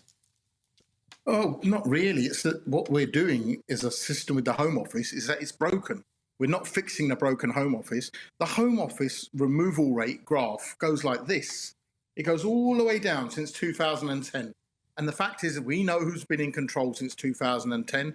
Before that, people were being sent back 60,000 a year, 50,000 a year, even enforced removals, which are removals of people whose case has been rejected. They were in 15,000, 11,000. Since 2010, that went down to last year or the year before to an amazing 2,000, 3,000. Now, the fact is, it's up to the government and the Home Office, once somebody's case has been refused and once their appeal's been refused, to actually put somebody on a plane back to the country. We can only put people back onto planes back to their country if we've got return agreements. When we negotiated a certain treaty in 2016, we forgot to do that. That's the problem. So what we've got to do is, this whole system is broken. Anybody who works in the Home Office will tell you that. We know that the fact that our borders aren't secure, we know that people aren't being sent back, we know that cases are taking 2 years to decide. It should take half a day for a trained person to decide a case.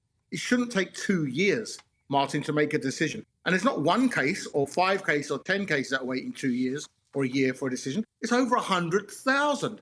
So in that time, people are staying here, they're allowed to apply again, they can appeal again, and they're creating lives for themselves here And the longer they stay here, the harder it is to send people back. Precisely, and again, Harjap, some of these figures are simply eye-watering. 61% of all failed asylum seekers are still in the UK. There's one case here of an African woman who's been trying and failing for 18 years to get the right to remain, and every time she's refused, the Home Office simply ask her if she'd like to leave the country. They don't deport her, they don't do the job, and what we have there is the perfect storm for this constant legal merry-go-round, and nobody ever seems to leave the country. Yeah, I mean, the removals unit is, probably exhausted, and they're the ones that we need to concentrate on. Firstly, the whole system needs to be, we need to stop the gangs sending people here. We can't stop these gangs who are sending people for the past 20 years from the French coast. All of your viewers know that they start from the French coast. All of your viewers know that they end up on the Kent coast. The UK government doesn't seem to know this and tells us this lie. They're 8 steps ahead of us. Then what the heck is all the intelligence and all of the police force and border force doing that you've got? Not only you can't do your job and you can't stop them, then when they get here, you take a year, 2 years to give them a decision on their claim after they've given an interview in half a day. Then, after their appeal's been refused or their claim's been refused, you don't even send them back. This whole system is broken. So if you're looking at what your punchline today or the tagline is saying Britain's broken asylum system, you're right. Me and you end up talking every other week about this, that this system is broken, yet no action is done. It needs a complete overhaul from top to bottom. On that, we can agree, my friend. And here's something I'm going to throw at you as an immigration lawyer, which might upset you. £34 million of legal aid has been spent every year since 2017 on asylum cases, according to the Ministry of Justice. Should asylum seekers, particularly those who come to the country illegally, even get legal aid? Well, they only get a limited amount of legal aid. So a lawyer only gets involved after someone gets refused. When someone's caught at Dover trying to enter the country, no lawyers are called down there, and they're all done. That's all dealt by the Home Office. So £34 million legal aid, that's fine. How much are we spending on border force? How much are we spending on Home Office staff? What about them barges that are sitting there empty? What about the 500 million that was spent to Rwanda? How many times more is that than 34 million? Loads. It's more than 10 times was spent on 0 planes to go to Rwanda and to ferry people like Suella Braverman on private first-class planes to go out there and show us. And what about the latest revelation, Martin, that the accommodation that was set aside for the people in Rwanda has been sold off? That tells you that there's no intention to send people to Rwanda. And if there is, it's just a gimmick. And that money, who has been eating that money? It's this government is responsible for that, British citizens, British companies. What about all the money on the hotels that is being spent daily? Like I said, the whole system is done. It's not lawyers or judges to blame here. This looks like that.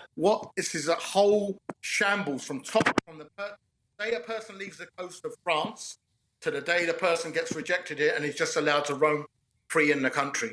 So that, my friend, is on this government. They're in charge. The removal figures have gone down like that. It doesn't matter whether we have Theresa May, David Cameron, Boris Johnson, Rishi Sunak. Doesn't matter who's been Foreign Secretary or Home Secretary. We've had Priti Patel play a big, tell us the Rwanda scheme, Suella, shouting from the rooftops, Robert Jenrick. The results speak for themselves. You know the results. You've said the figures, 61%.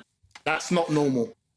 No, so that begs the question, though, Harjap Singh Bangal, is this going to change or get any different under the Labour Party? They're talking tough, but are we just simply looking down the barrel of a system so broken it can't be fixed? Well, at least Keir Starmer's saying the right things for a start. He's saying he's going to smash the gangs and stop the gangs. That's the correct way to do this. You don't stop drug dealing by locking up the drug users. You go out and get the drug dealers, right? You won't stop people smuggling by locking up asylum seekers. You'll have to catch the people smugglers. And this government has failed to do that. How many people smuggling gangs have they caught in the last 10 years? When do you hear about people smugglers getting life in jail as to deter them? You don't. If they get caught, they get 2 or 3 years, they're out. And they usually have a fall guy. You've got to break the business model of the gangs. A bigger deterrent than this government and the Rwanda scheme is the weather. And that just tells you everything. That our gangs run on whether the weather's good or not. This deterrent scheme, whatever the government said, hasn't worked. At least Labour are saying the right things. And if they do the right things, we'll have to wait and see. But the fact that we can definitely take away is this government has done everything wrong. OK, Harjap Singh Bengal, it's hard to disagree with that. Thank you very much for joining us on the show, as ever, channeling pure common sense. Now, there's lots more still to come between now and 5 o'clock as I speak to a pub owner about the mortal threats facing his industry. But first, it's time for your latest news headlines, and here's Polly Middlehurst.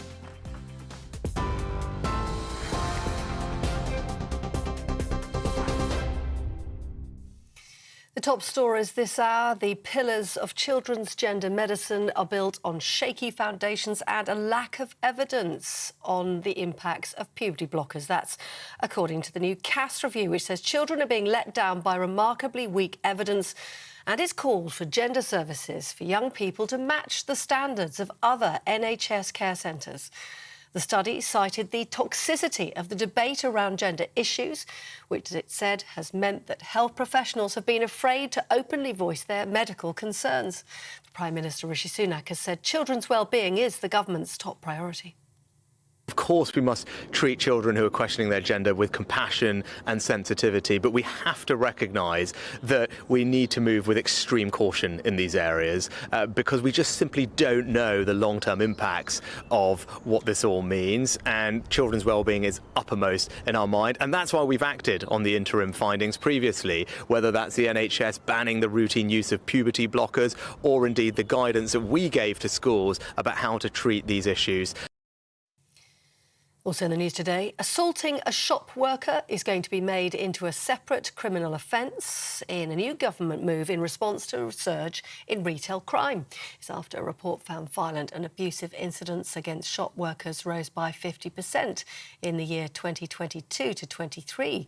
The government previously said it did not think a change in the law was needed, but today Rishi Sunak announced the government would be amending its criminal justice bill to bring in the new offence.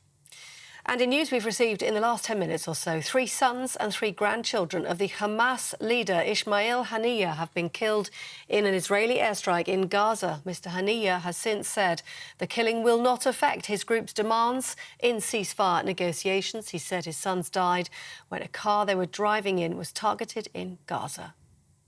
And the tech giant Apple has been accused of anti-Semitism after displaying the Palestinian flag instead of the Israeli flag when typing in the capital, Jerusalem. Some users with devices running on the latest software for the iPhone have noticed the prompt in their predictive text function, but not every user sees it. Those are the headlines. For the latest stories, do sign up to GB News Alerts, scan the QR code on your screen, or go to gbnews.com/alerts.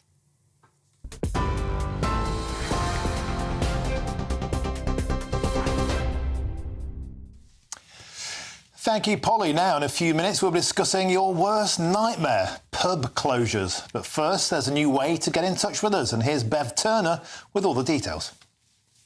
We are proud to be GB News, the People's Channel. And as you know, we always love to hear your views. Now, there's a new way of getting in touch with us at gbnews.com/your say. By commenting, you can be part of a live conversation and join our GB News community. You can even talk to me, Bev Turner, or any of the members of the GB News family. Simply go to gbnews.com/your say.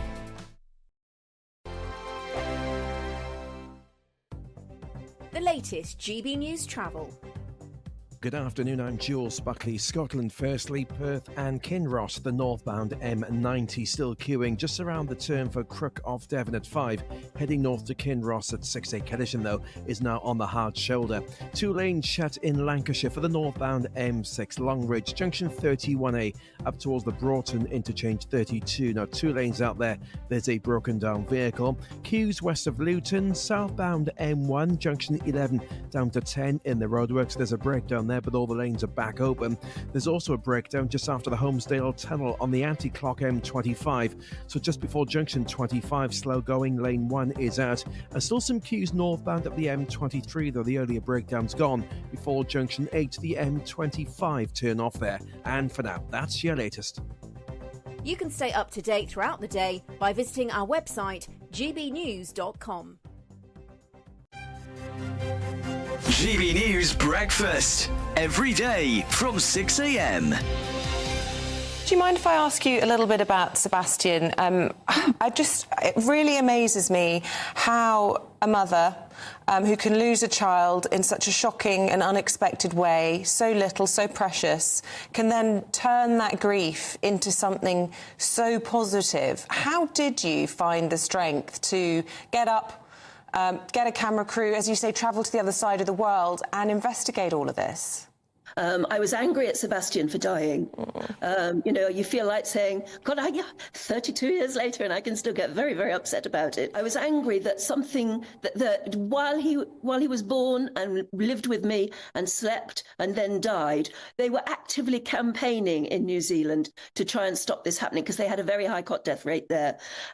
They had the lady, the Anne Diamond, if you like, of New Zealand, a television presenter called Judy Bailey, went on telly every night and said, if you're just about to put your baby down to sleep, put him on his or her back, not the tummy, and this will help. And their cot death rate plummeted. And I went out to New Zealand and met her, and it was anger that drove me to come back and demand that we have the same advert here, the same campaign. And of course, I got all this complete nonsense from the Department of Health saying, you know, oh, young mothers do not watch television, I was told. In other words, while New Zealand mums were being told how to save their babies' lives, we actively denied British mums that advice during the time that Sebastian and others were dying. And the other point, I suppose, to make is it's helpful to educate all generations, because when I had my babies, my mum would say, oh, he's not settling, just stick him on his tummy, he'll be much happier, that's what we did with you.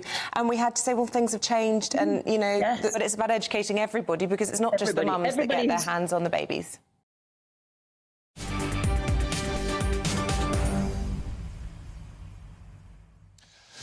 Welcome back. It's 4:37. I'm Martin Daubney, and this is GB News. Thanks for your company. Now, Britain's biggest pub company, Stonegate, which owns more than 4,400 UK boozers and bars, including the Slug and Lettuce, might not survive past 2025 because it's battling with debts of over £2.3 billion. And this comes as hundreds of our beloved boozers face closure, which is my worst nightmare. The big question is, with many battling high energy bills, soaring interest rates and an ongoing cost of living crisis, could this spell the end of the great British boozer? Now, there's two ways of looking at this. The glass half empty notion is this the fact the pub is going down the toilet, as it were? They're so expensive to run, beers are pricey, people or avoid them, or glass half full? Does a massive chain breaking up give an opportunity to the smaller chains and landlords? Well, joining us now is the founder of the City Pub Group, Clive Watson. Clive, welcome to the show. So it's bad news. It could be last orders for the Slug and Lettuce. What's your take? I don't think it'll be last orders, but clearly they bought a big business literally just before COVID started and took on a lot of debt. And of course, interest rates have gone up since then. The cost of funding that debt has got more expensive. So, yeah, clearly they've got a stretched balance sheet, but they'll have good advisors, and I'm sure they'll work it out. What's been interesting to the reaction to this, Clive, that I've seen today from publicans, many publicans who work for big chains, are saying maybe this is a long overdue recalibration of the market. They would like to see landlords being given more opportunity to have their individual stamp on pubs, to make a better living out of the trade. Could there be a silver lining if this were to happen? I think fragmentation in our industry is, yes, I agree, is a good thing. I think there's probably too much consolidation of the bigger companies owning lots and lots of pubs, and I think that gives them the power, I guess, in terms of they get better deals from suppliers, whereas the smaller people get not as good deals. So yeah, I think a recalibration between the big players and smaller independents, more in favour of the smaller independents, I think it's a good thing, definitely. And that would mean more choice for the consumer. Many people watching this, Clive, will understand the pain of going into a local pub and only being able to buy a national set of beers, which, of course, landlords are forced to buy up from their suppliers. And if people are able to take more control of their community pubs, they bring back more choice and be better for locals. Yeah, I mean, I think to be fair to the nationals, they give a wider range of beers than they've done historically, say 10, 15 years ago. But yeah, a proper, genuine, independent free house pub where it's run by the an owner, old-fashioned proprietor, landlord, landlady type feel is probably. I'm not saying it's preferable to the bigger companies, but it's good to have more choice, as you say, have more independence. And independents tend to run their pubs better than big companies because there's more passion there, and therefore that raises the overall standards across the industry. The big question, though, Clive, now is it very, very hard to make a living from pubs? We talk all the time about soaring energy prices, of course, minimum wage prices going up. Every single chain of supply is putting costs through the roof. The margins are getting squeezed. How tough is it to make a screw now out of a boozer? Well, look, it's a lot more difficult than it was before COVID, obviously. It's not. There's a COVID legacy where businesses borrowed as much as they could to stay in business. They're having to repay that back. As you say, bank borrowings, the cost of that's gone up, squeeze the margins. Yeah, it's tough. And you mentioned about the minimum wage. I mean, that's gone up 10, 11, 12%, beginning of April. Now, that's not a bad thing to have a good minimum, national living wage. But then you've got to try and reduce taxation elsewhere, whether it's VAT or business rates. I would say the pub industry is probably one of the most over-taxed businesses in the land. Whether it's beer duty, VAT, business rates, employers' national insurance, the most overtaxed. And this is a cow that's been milked over the years. The government very supported during COVID, but they've got to ease some of that tax pressure to let the industry properly recover. Well, I'll certainly drink to that. Thanks for joining us on the show today. Clive Watson, the founder of the City Pub Group. Always a pleasure to have you on the show. Now, still to come, the Bulgarian benefits fraud gang, which fleeced taxpayers of an astonishing 54 million quid. It's believed to be Britain's largest ever case of benefits fraud. How on earth did they get away with it for so long? We'll look at that next. I'm Martin Daubney on GB News, Britain's news channel.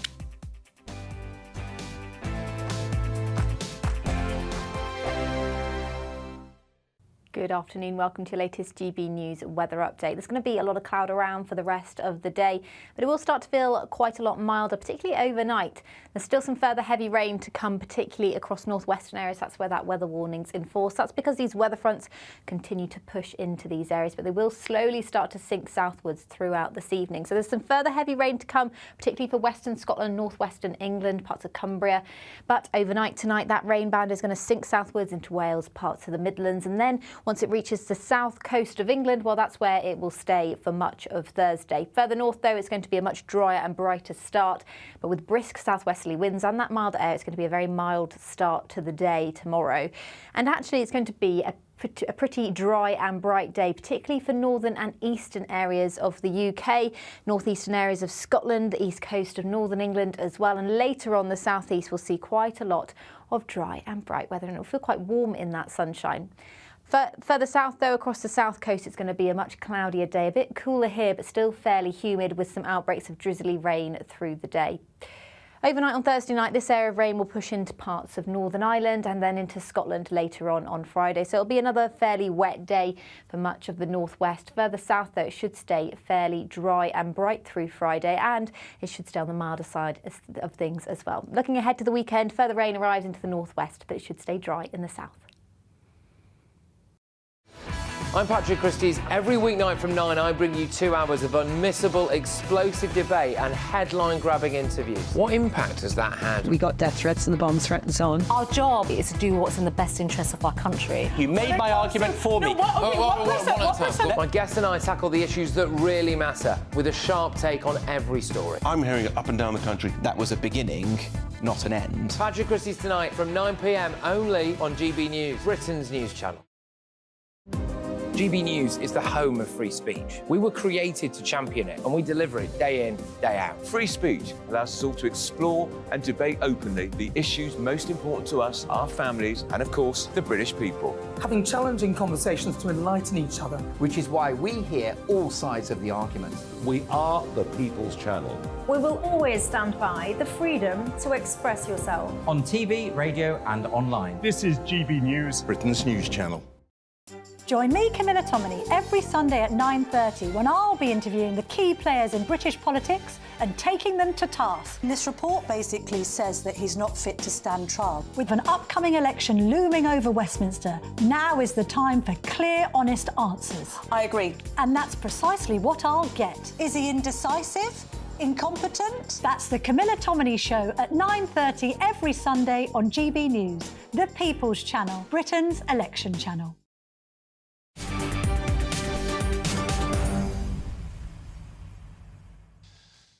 Welcome back. It's 4:46. I'm Martin Daubney and this is GB News. Now, a Bulgarian organised crime gang fleeced taxpayers out of an astonishing £54 million in what's been called Britain's biggest ever benefit fraud. Prosecutors said the gang treated the benefit system like a cash machine to fund their own lavish lifestyles. The five, you can see on screen now, who operated from 3 fraud factories in London, made around 6,000 fraudulent universal credit claims between 2016 and 2021. And the cash was used to buy expensive cars, clothing and jewellery. Well, joining me now is Joanna Marchung, Investigations Campaign Manager at the Taxpayers Alliance. Thank you very much for joining us on the show, Joanna. How on earth did they get away with such a massive fraud for so long without being intercepted? No, well, it's absolutely outrageous to anyone hearing this story. But the real problem is that this is only a drop in the ocean in terms of the amount that the government is losing in benefit fraud every single year. Overpayments due to benefit fraud of around 6.4 billion last year. And the cycle just keeps on continuing as people are able to take advantage of the system. And what's truly eye-watering, Joanna, you will know this. When I clicked on my tax return recently, where do my taxes go? Well, you know, 19% goes to the NHS. The second biggest tax liability of every pound is 13 pence, and the pound goes to benefits. Joanna, we have a benefits bill second only to the NHS, eye-watering. There's a huge amount being paid out, which obviously means a huge amount can be skimmed off. How do we clamp down on such fraudulent fleecing of money? Well, you know, taxpayers are living in a world where we're having a 70-year high tax burden. And realistically, we want the government to do the best that they can to ensure that only those that really need these benefit payments are receiving them. Right now, we have a system which is sure to be used. Anyone is thinking that they can just use it to their own gain. It's seen as a system where you try and try again until you get a positive claim or you get some kind of money. But what we really need is for the whole attitude towards the system to be for those that only need it. If you're struggling to a point where you can't live, then reach out and see whether you can claim this money. And a huge amount of this problem, of course, began during COVID when benefit scamming became a massive, massive industry.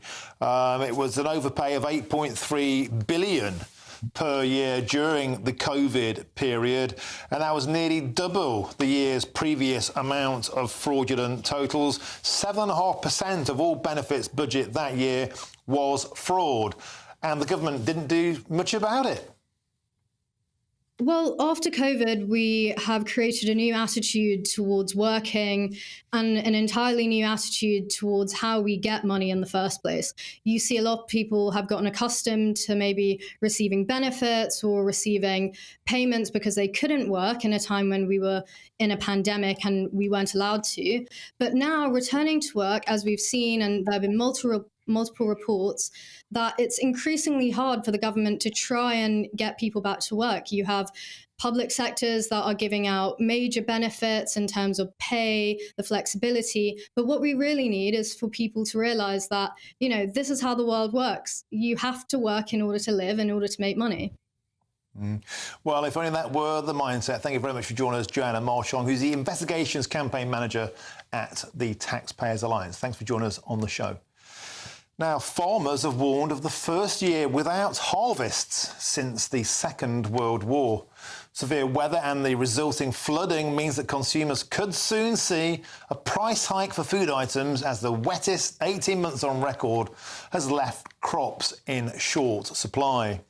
Now, the National Farmers Union has warned that a crisis is building in the farming sector and have welcomed the launch of a farming recovery fund to support farmers who have suffered what they call uninsurable damage.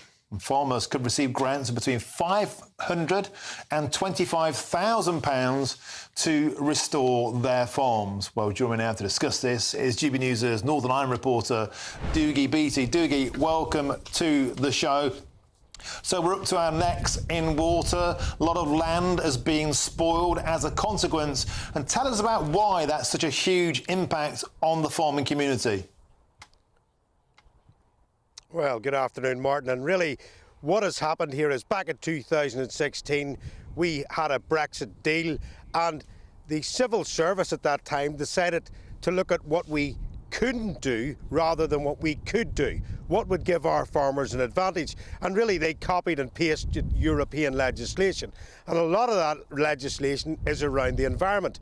We have had, yes, a big year of rain, but we should have been able to cope with it. Our drains, or shucks as we call them here in Northern Ireland, should have been cleaned out. But of course they haven't, because if you go to clean a shuck or cut a tree that's thicker than your arm, you must go to the Department of Environment, because there may be endangered newts or bulrushes or whatever in those shucks that they want looked at. And this is the perfect place to show you.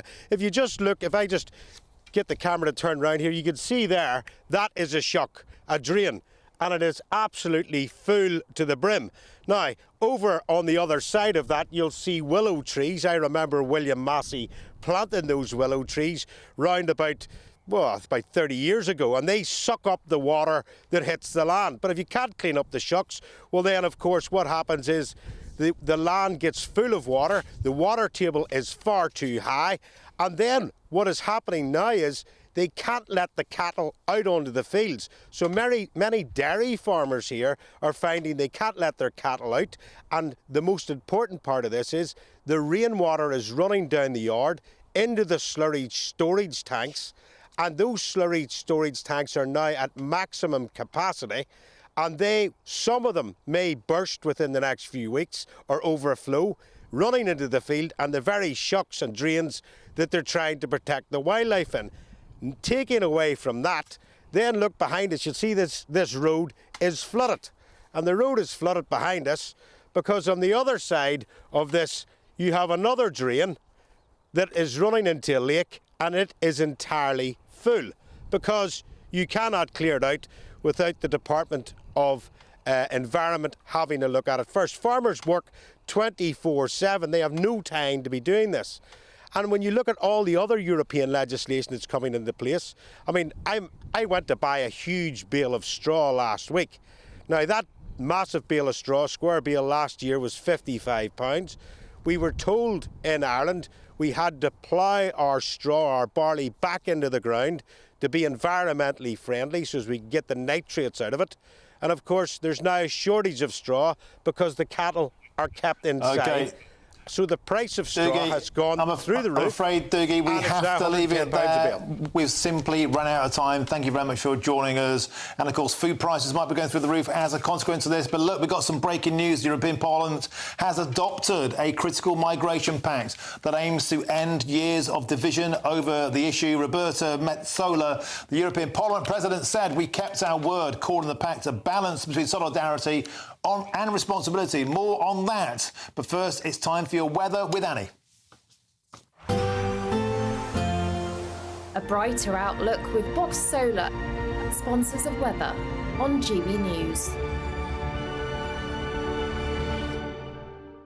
Good afternoon. Welcome to your latest GB News weather update. There's going to be a lot of cloud around for the rest of the day, but it will start to feel quite a lot milder, particularly overnight. There's still some further heavy rain to come, particularly across northwestern areas. That's where that weather warning's in force. That's because these weather fronts continue to push into these areas, but they will slowly start to sink southwards throughout this evening. So there's some further heavy rain to come, particularly for western Scotland, northwestern England, parts of Cumbria. But overnight tonight, that rain band is going to sink southwards into Wales, parts of the Midlands, and then once it reaches the south coast of England, well, that's where it will stay for much of Thursday. Further north, though, it's going to be a much drier and brighter start, but with brisk southwesterly winds and that milder air, it's going to be a very mild start to the day tomorrow.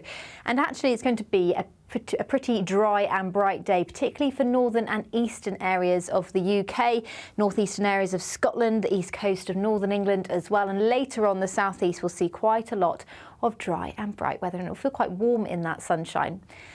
Further south, though, across the south coast, it's going to be a much cloudier day, a bit cooler here, but still fairly humid with some outbreaks of drizzly rain through the day. Overnight on Thursday night, this area of rain will push into parts of Northern Ireland and then into Scotland later on Friday. So it'll be another fairly wet day for much of the northwest. Further south, though, it should stay fairly dry and bright through Friday, and it should stay on the milder side of things as well. Looking ahead to the weekend, further rain arrives into the northwest, but it should stay dry in the south. Looks like things are heating up. Boxed boilers, sponsors of weather on GB News.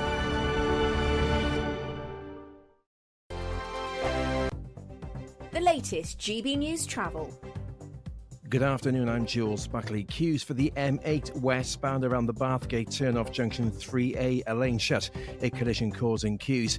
Now, all the northbound M6 traffic being temporarily held, Longridge 31A up towards the Broughton interchange 32. There's a breakdown there, so that's causing some queues. Queues as well northbound up the M5 towards the M6. Southbound M1 around Luton, 11 down to 10, still queuing for the earlier breakdown in the roadworks. All the lanes, though, are back open for business. And then finally, for the M25 anti-clockwise before Enfield 25, just before the Holmesdale Tunnel there, the inside lanes combed off, a breakdown causing queues, and stop-start to anti-clockwise towards the Dartford Tunnels, queuing there for around about 35 to 40 minutes at the moment on that stretch too. And for now, that's your latest. You can stay up to date throughout the day by visiting our website, gbnews.com. This is your chance to win our biggest prize of the year so far. First, there's a totally tax-free £10,000 in cash for you to spend this summer. Then, we want to send you on a bespoke 7-night small boat cruise for two worth £10,000. Thanks to Variety Cruises, you'll be able to choose from any of their 2025 Greek adventures and discover Greece like never before. And with flights, meals, drinks and excursions included, all you have to do is relax. We'll also give you these terrific travel treats. For another chance to win a prize worth over £20,000, text prize to 63232. Text costs £2 plus one standard network rate message. Or post your name and number to GB04 PO Box 8690 Derby DE1 9TT. UK only. Entrance must be 18 or over. Lines close at 5 p.m. on the 26th of April. Full terms and privacy notice at gbnews.com/win. Please check the closing time if listening or watching on demand. Good luck. 2024, a battleground year. The year the nation decides. As the parties gear up their campaigns for the next general election. Who will be left standing when the British people make one of the biggest decisions of their lives? Who will rise? And who will fall? Let's find out together. For every moment, the highs, the lows, the twists and turns. We'll be with you for every step of this journey. In 2024, GB News is Britain's election channel. GB News is the home of free speech. We were created to champion it, and we deliver it day in, day out. Free speech allows us all to explore and debate openly the issues most important to us, our families, and of course, the British people. Having challenging conversations to enlighten each other. Which is why we hear all sides of the argument. We are the People's Channel. We will always stand by the freedom to express yourself. On TV, radio and online. This is GB News, Britain's news channel.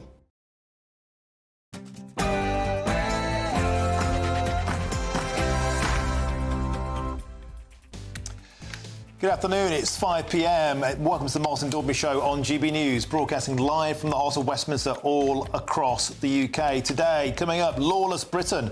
The Prime Minister unveils tough new penalties on people who commit crime on Britain's high streets. Is this the government admitting they've finally lost control of high street crime? Plus, Britain's biggest pub company and owner of the Slug and Lettuce is battling multi-billion-pound debt. So what does this mean for the rest of our beloved British boozers? And a British energy company will start drilling at the biggest North Sea oil find in decades, and that's despite a net zero crackdown and a huge tax burden on the industry. Could this finally bring down British bills? And a Bulgarian gang has been convicted of what's believed to be Britain's largest ever case of benefits fraud. They fleeced a taxpayer of an astonishing £54 million to fund their lavish lifestyles. And that's all coming up in your next hour.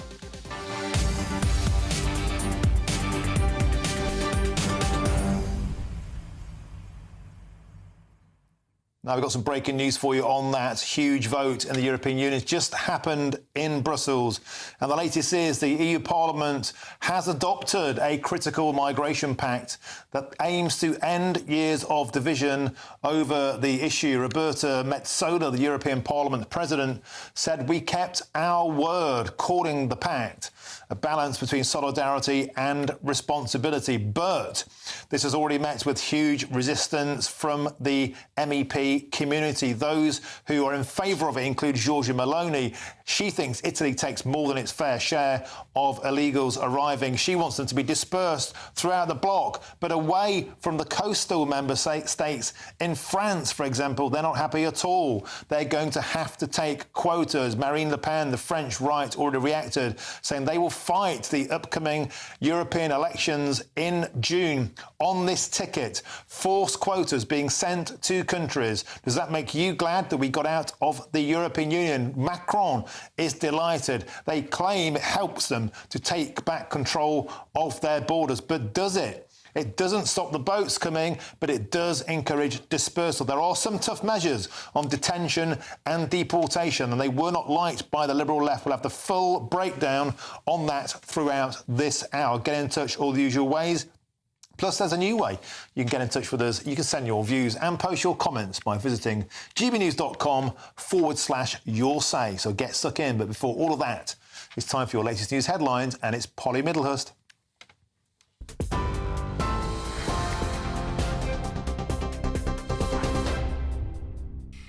Martin, thank you. Good evening. Well, children's gender care on the NHS has been based on weak evidence and has been branded scandalous by the Shadow Health Secretary after the publication of a new study. The Cass Review says children are being let down by remarkably weak evidence and calls for gender services for young people to match the high standards of other NHS care centres. Labour's Wes Streeting said children have been let down by a lack of research and evidence, saying the report is an important piece of work which has raised serious concerns. The report said the toxicity of the debate around gender issues has meant professionals have been too afraid to openly discuss their medical concerns. The Prime Minister, Rishi Sunak, has said today children's well-being is the government's priority. Of course, we must treat children who are questioning their gender with compassion and sensitivity, but we have to recognise that we need to move with extreme caution in these areas because we just simply don't know the long-term impacts of what this all means, and children's well-being is uppermost in our mind, and that's why we've acted on the interim findings previously, whether that's the NHS banning the routine use of puberty blockers or indeed the guidance that we gave to schools about how to treat these issues. Now, assaulting a shop worker is going to be made into a new criminal offence as the government responds to a surge in retail crime. It's after a report found violent and abusive incidents against shop workers rose by 50% in 2022 to 23. The government previously said it didn't think a change in the law was needed. The Shadow Home Secretary, Yvette Cooper, says the move now is long overdue. Well, the Conservatives have finally done a U-turn and agreed to Labour's plan for a new offence of assault against shop workers. But we've been calling for stronger action against violence on shop workers for 10 years now, and they have resisted at every stage. Even now, it's still a pale imitation of our plans because they're not putting the neighbourhood police back on the streets to actually help take the action and do the work that we need. Labour's plan would be 13,000 more neighbourhood police and PCSOs in our town centres, high streets and neighbourhoods across the country. Yvette Cooper. 5 members of a Bulgarian organised crime group have been convicted of falsely claiming over £50 million in universal credit in the UK's biggest ever fraud case. Over a 4.5-year period, the gang made thousands of false claims for universal credit using either real people or hijacked identities. The investigation identified 3 so-called benefit factories based in London, where repeated false claims for benefits were supported by forged documents, including fake tenancy agreements, counterfeit payslips and forged letters from landlords, as well as employers and GPs. The defendants are due to appear for sentencing in May. A father has been jailed for life with a minimum term to serve of 22 years for murdering his baby son. 4-week-old Ollie Davis was pronounced dead after being found lifeless in his cot in 2017, having sustained a number of serious injuries, including broken bones. His 29-year-old father, Michael Davis, was found guilty of murder and 2 counts of causing grievous bodily harm. Ollie's mother, Kaylee Driver, was also jailed for 7 years for causing or allowing the death of a child. Detective Constable Natasha Batston of Leicestershire Police spoke on behalf of the baby's family outside Leicester Crown Court. This has changed our family forever, and we suffer mentally with these evil actions. All we want is justice for Ollie, as that is the least that he deserves. As a family, we have been dragged through hell for nearly 7 years with all the lies and deceit. Ollie will be forever in our broken hearts, and his memory will forever live on. New Home Office figures have shown today that £4.3 billion of Britain's overseas aid budget was spent on hosting refugees and asylum seekers last year. Last year, £8 million was spent every single day on tens of thousands of asylum seekers staying in hotels who were waiting for alternative accommodation.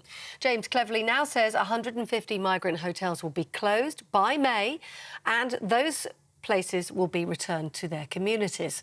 The government has said that they've also reduced the number of asylum seekers from 2,000 to 800 who are staying at RAF Scampton after concerns from local people there. The National Audit Office says, however, that around £1.2 billion is still expected to be spent on housing migrants on large sites. 3 sons and 3 grandchildren of the Hamas leader Ismail Haniyeh have been killed in an Israeli airstrike in Gaza. Mr Haniyeh has since said the killing won't affect the group's demands in their ceasefire negotiations. He said his sons died when a car they were driving in was targeted in Gaza. The tech giant Apple has been accused of anti-Semitism after displaying the Palestinian flag instead of the Israeli flag when users type in the capital, Jerusalem. Some users with devices running on the latest software for the iPhone have noticed the prompt in their predictive text function. Not every user sees it, particularly those with older phones. That's the news. For the latest stories, sign up to GB News Alerts. Scan the QR code on your screen or go to gbnews.com/alerts.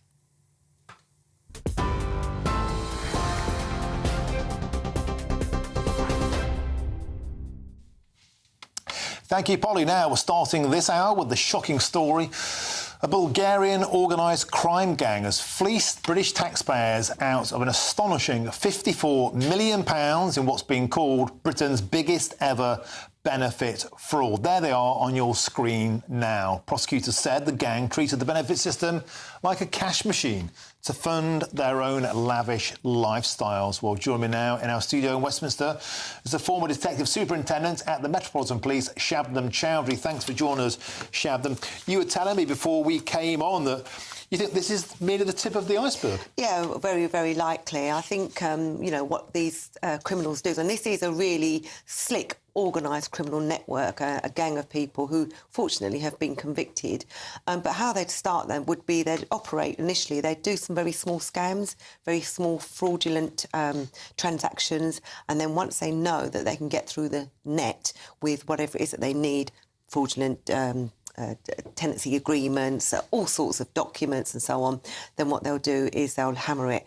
These people set up 3 benefits factories without being caught by the benefits office to begin with. So quite slick. Not so clever because they clearly didn't plan ahead of once they'd get caught, and they had a significant amount of evidence stashed away at their home addresses, including large amounts of cash. But it still begs the question, if such an industrial scale of fraud was going on with such an industrial scale of fake documents, how wasn't it spotted sooner? Well, I think that if you look at what's been going on with the Benefits Office in the last couple of years, and this is a really good conviction and a really good result, but 11 billion fraudulent uses in the last 2 years actually is an indication that the system is there to be flouted. There are flaws in that process which allows criminals to get through. A lot of those will probably be individual fraudulent cases, but there will be a significant amount of those. And I suspect the Benefit Office is now looking very, very carefully at a number of the claims that they get coming through. What's the answer to this? Do we just need more fraud officers? Do we need heavier sentences? Do we need more coppers putting the boots through the door? Well, if you look at the sentencing for this particular crime, it's only up to, I think, a maximum of 10 years.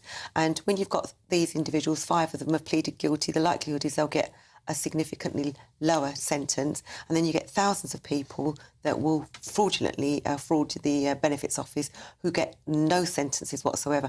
The prisons are overflowing as it is. I doubt very much that a judge is going to be interested in putting these convicted criminals away. And no doubt they could squirrel a bit of this dosh away, and it really makes you believe it would seem to an organised gang like this, it's a crime it's worth taking that risk. Yeah, well, there's a saying within policing that I will never forget, and that is hit them where it hurts, and that's the pocket. So if they can actually confiscate those sorts of amounts of money from them, that will be far more significant than a prison sentence for them. Yeah, thanks for joining me in the studio, Shabnam Chowdhury, who, of course, was a former detective superintendent at the Metropolitan Police. Thank you very much. Now, Labour is also accusing the Tories of leaving criminals to steal with impunity. And the opposition party is challenging the government over its shoplifters charter, which they say prevents police from investigating lower value thefts. And this comes as abusive shoplifters face tougher punishments at long last, and assaulting a shopkeeper will be made a standalone criminal offence, which could lead to 6 months in prison.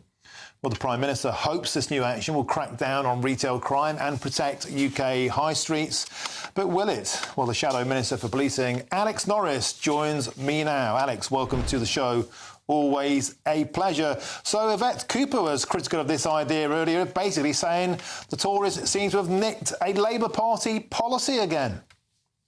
Yeah, Martin, thanks for having me. Yes, it's something that I've been pushing myself in Parliament for 5.5 years, and I've been told no by dozens of ministers, well, 5 Home Secretaries, 6 police ministers.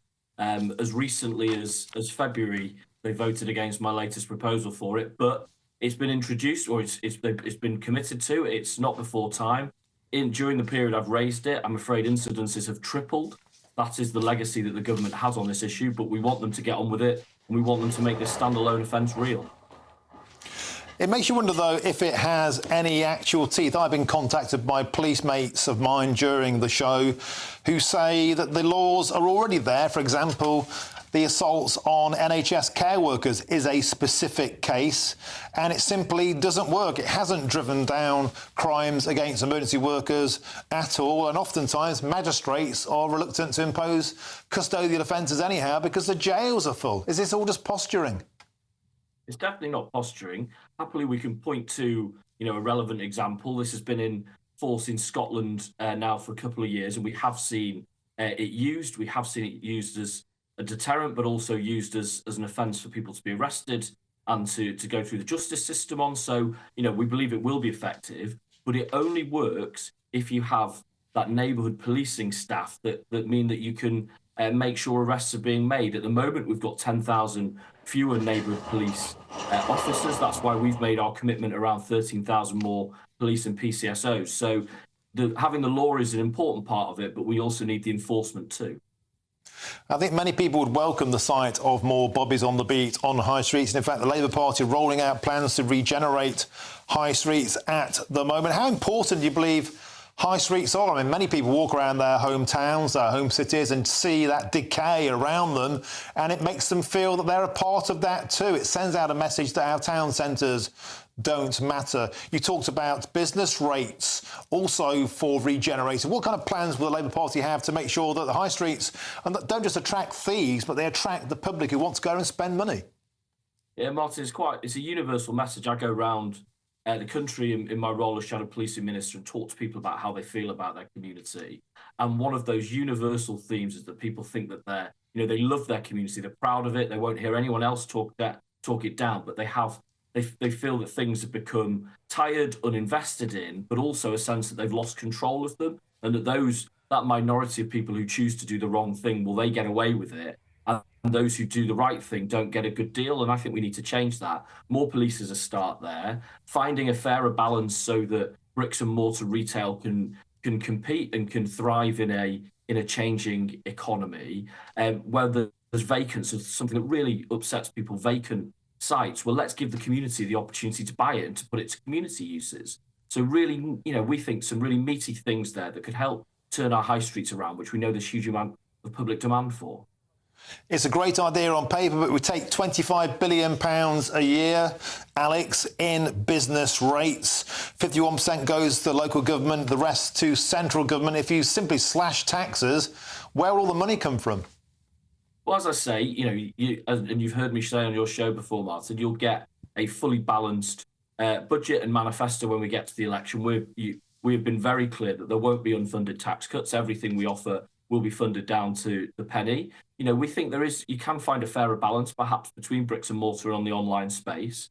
But, as I say, when we get to that election, you'll see it funded to the penny because financial responsibility is so important. Superb. Well, thanks for joining us, Shadow Minister for Policing, Alex Norris. And many people watching this will no doubt be delighted to hear there are plans to reinvigorate British high streets. Thanks for joining us on the show. Always a pleasure to have your company. Now, moving on, British energy company OnQuest will start drilling the North Sea's biggest oil field discovered in the past 20 years. Well, with the potential to produce around 500 million barrels of crude oil in the coming decades. And this comes despite pressure on fossil fuel firms to cut back on oil and gas production. Well, I'm joined now by GBNews' economics and business editor Liam Halligan with On the Money.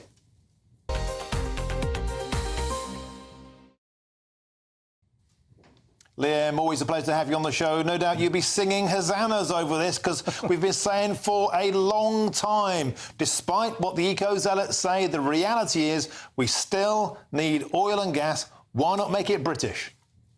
I think that's exactly right, Martin. I do think there's a bit more, shall we say, realism now imposing itself on the debate over the North Sea. The official position of the Tories is that the windfall tax is going to stay in place until 2028, 29, 75% tax on the profits of companies that drill for oil and gas on the North Sea. And Labour, they want a proper windfall tax. So what's that, 80%, 90%? I don't know.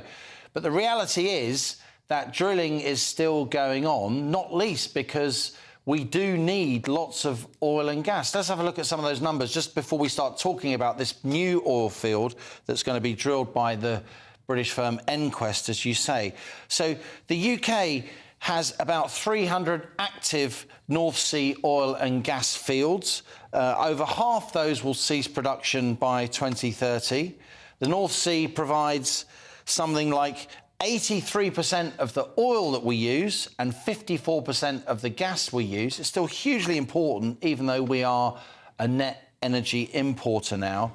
And fossil fuels, oil and gas, account for, when you include cars and vans, 75% of all the energy that we use in the UK, Martin. And even the Climate Change Commission, the in-house government watchdog on all things green, acknowledges that even if their renewable targets are met, and they're very ambitious targets, we're still going to rely on oil and gas for 25 to 30% of our energy needs by 2050. So we need that oil and gas. And that's why it's good news, actually, in my view, that this new British company, EnQuest, is going to be drilling in the North Sea. And the field that we're talking about here, it could provide, over the next decade, 500 million barrels of crude oil. How much is 500 million barrels of crude oil? Well, the UK, the whole of our economy, uses 1.5 million barrels of crude oil a day. The world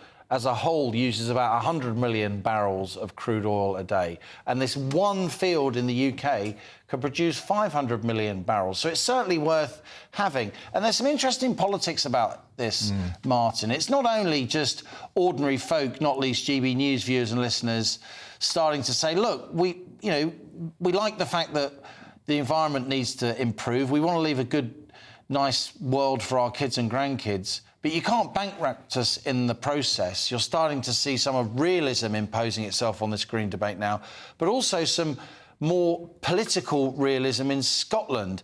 You know, the SNP, its views on North Sea oil and gas are more, restrictive than even Labour's views in many ways. And you have many, hundreds of thousands of people who are in trade unions who work in the oil and gas industry, not just in the North Sea, but up and down the country. Our oil and gas complex is a big part of our economy, and a lot of those workers are in trade unions, and they are telling the Labour Party in no uncertain terms it doesn't make any sense for us or for the country to completely ban new drilling in the North Sea, which is what Labour's current position is. I suspect, for reasons both big P politics and small p politics, plus as we see more of the true costs of net zero in terms of pounds, shillings and pence on the lives of ordinary folk across the UK and indeed across the world, I do think this debate will become more realistic. I'm not saying that we're going to abandon,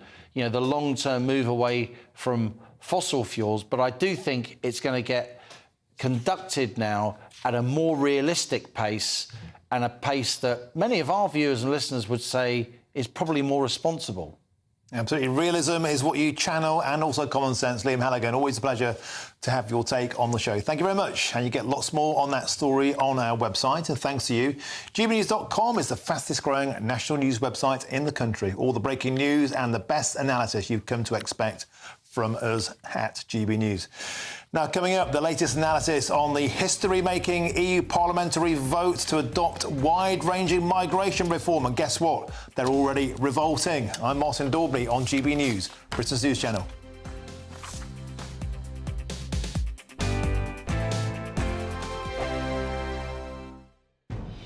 Good afternoon, Britain.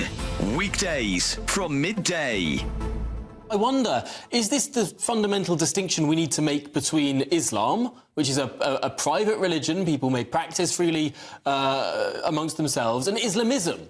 When you try and place those values upon other people, place that way of being, force it on people who don't want it. I have been very much clear about this thing that Islam is a religion and people are free to follow that religion in the UK, in a free Western society. So we have no problem with people following their religion as long as it is not being imposed onto the wider society. And when you talk about drawing a distinction between Islam and Islamism, people like me, you and me, we are drawing that distinction. We're trying to maintain that distinction. But if you look at the commentator from the Muslim community, some commentator, they would like to blur this line and they would ask you, what is Islamism? Where does it exist? Sorry, it does exist. We see it. And the teacher, this incident is an epitome of that kind of, ideology being prevalent, in our society. Khadija, do you worry that these views are typical for some sections of society? Do you think that there's a problem with some Muslim men, that they have perhaps views that we don't consider to be British values? There are certain readings of religion which are misogynistic, which are discriminatory, which are homophobic. We need to be honest about it. We need to be calling it out whenever we hear these kind of views. It's been a long time that we are letting these kind of ideologies crawling in, spreading tentacles in British society, and we're just ignoring it in the name of respecting people's culture and religion. You are not suppressing the UK. Are the newspapers getting you down? My wife didn't divorce me that month.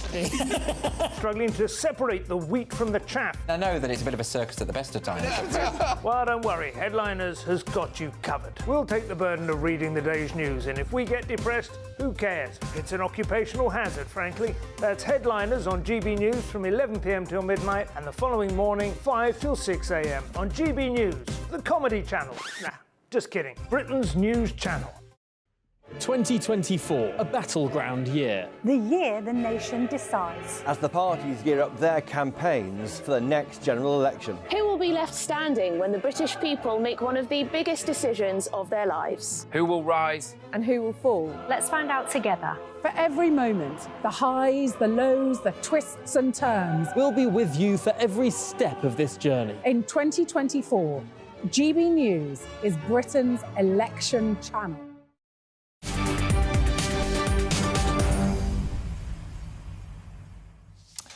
Welcome back to the show. It's 5:26 coming up to. I'm Martin Daubney. This is GB News. Now we've got some really exciting breaking news for you here. There has been a historic vote by European lawmakers to revamp the bloc's migration system, and it will mean cutting the length of time for security and asylum procedures and increase returns of migrants to reduce unwanted immigration from the Middle East and Africa.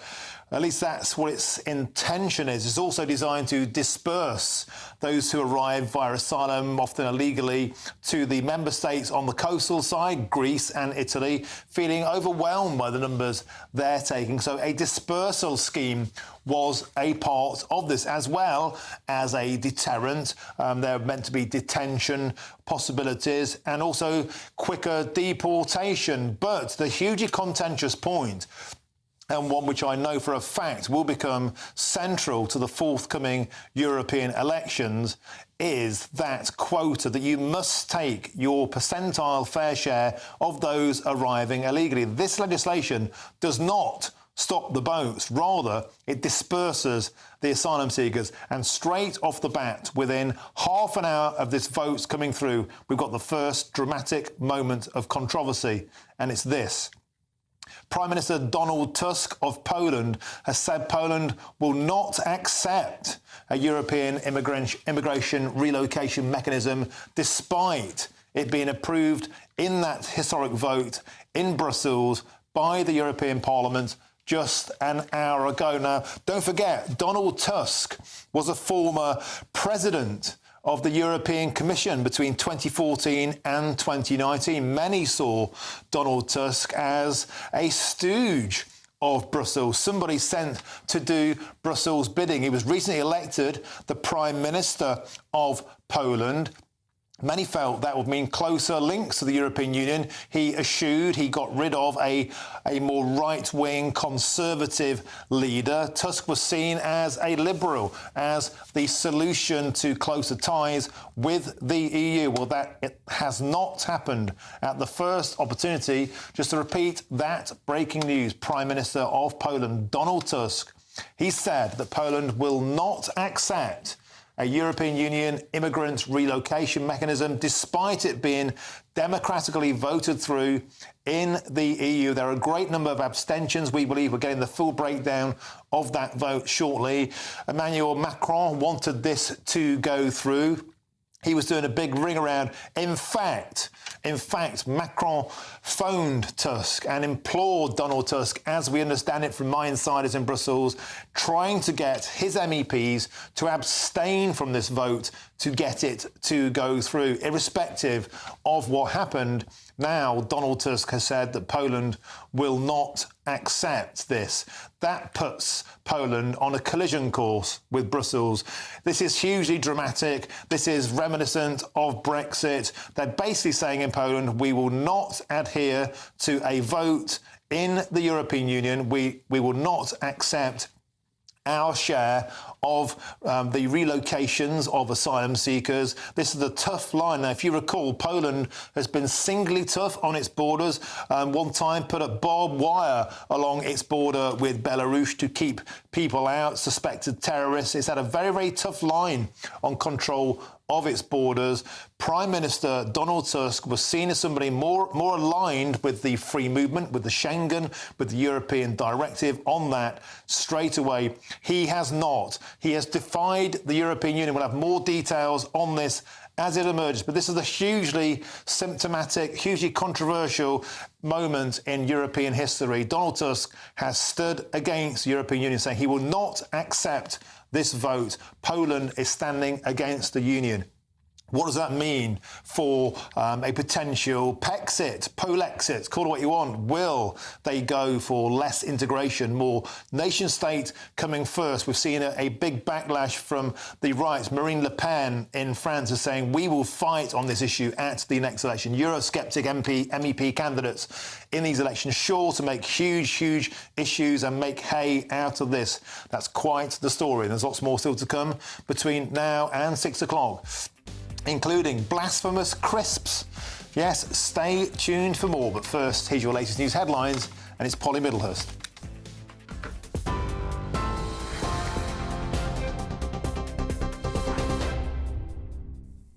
And the top stories this hour. Children's gender care in the NHS has been based on weak evidence and has been branded scandalous by the Shadow Health Secretary after the publication of a new study. The Cass Review says children are being let down by remarkably weak evidence and calls for gender services for young people to match the standards of other care in the NHS. Labour's Wes Streeting said children have been let down by lack of research and evidence, saying the report is an important piece of work, which has raised serious concerns. The report said the toxicity of the debate around gender issues has meant professionals have been too afraid to openly discuss their medical concerns.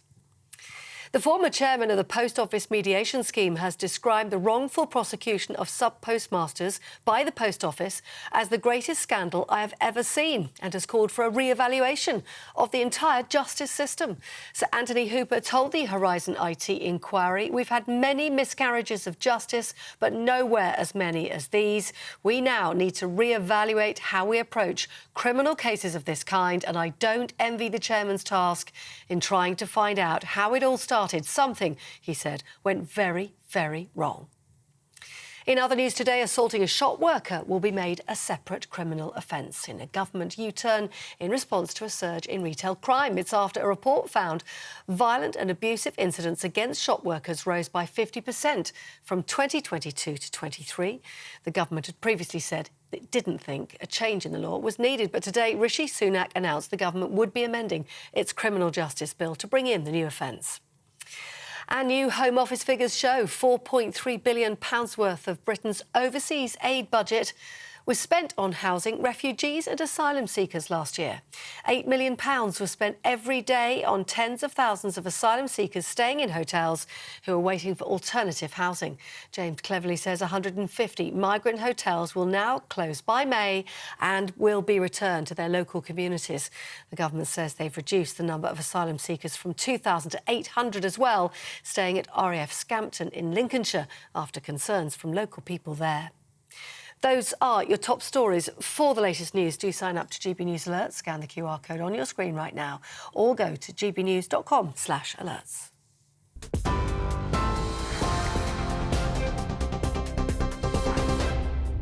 For a valuable legacy your family can own, gold coins will always shine bright. Rosalind Gold proudly sponsors the GB News Financial Report. Our daily look at your numbers now, and the pound buying you $1.2529 and €1.16176. The price of gold is £1,868.12 an ounce, and the FTSE 100 has closed for the day today at 7,961 points. Rosalind Gold proudly sponsors the GB News Financial Report.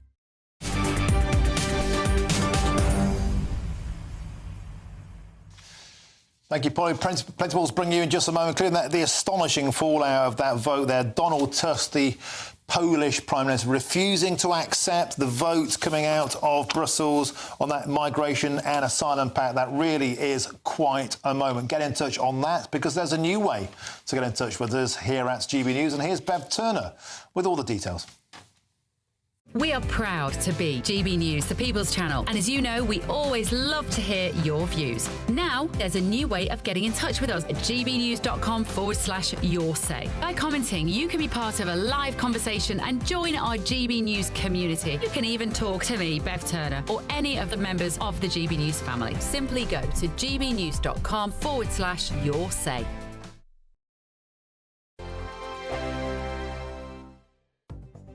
The latest GB News travel.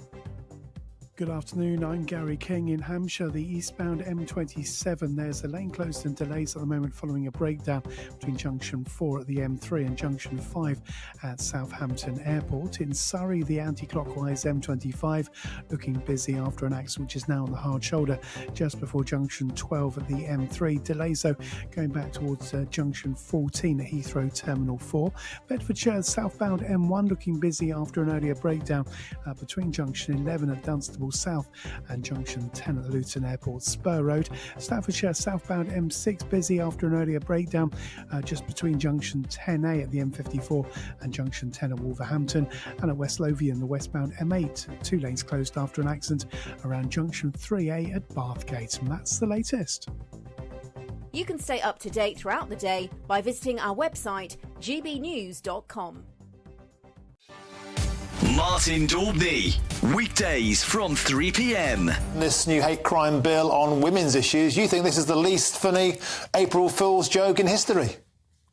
Yeah, although the Scottish Government and the Scottish Police do seem to be trying to make a bit of a joke of it when, you know, their campaign Hate Hurts is fronted by a hate monster who's a sort of cuddly, bright red Muppet-style thing. And some of the things that Humza Yousaf said about it were from a soft play centre over the weekend. But yeah, it's really not a joke. It's not actually clever lawyers who know the wording of the law who enforce the law. It's the police. And the police have basically not been trained on this at all. There's a 2-hour online training course they're meant to have done, and lots of them haven't already done it.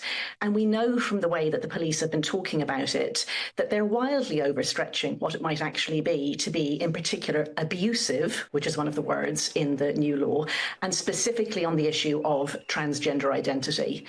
To claim that just noticing the fact that there are two sexes and that sex can't change is meant to be hateful, that, you know, even after years of trying to study it, I can't understand why people hold this belief. But it's part and parcel of a pattern of legal measures that the Scottish Government has either introduced or has sought to introduce. So it tried to introduce gender self-ID, but that was overruled by Westminster because it was out of the power of the devolved government. It's still attempting to bring in a conversion therapy law, which sounds nice but isn't nice. It actually criminalises proper ethical treatment of gender-confused youngsters. They're trying to say that men who have certificates saying that they're women count as women for a particular measure to do with public boards. And then this hate crime law, which tries to make it really difficult for someone to talk in a factual, reality-based, clear, understandable way about all these measures. It all adds up to a sort of an authoritarian attempt to deny the fact that human beings are mammals and come in two sexes, and that recognising that matters for women's rights especially.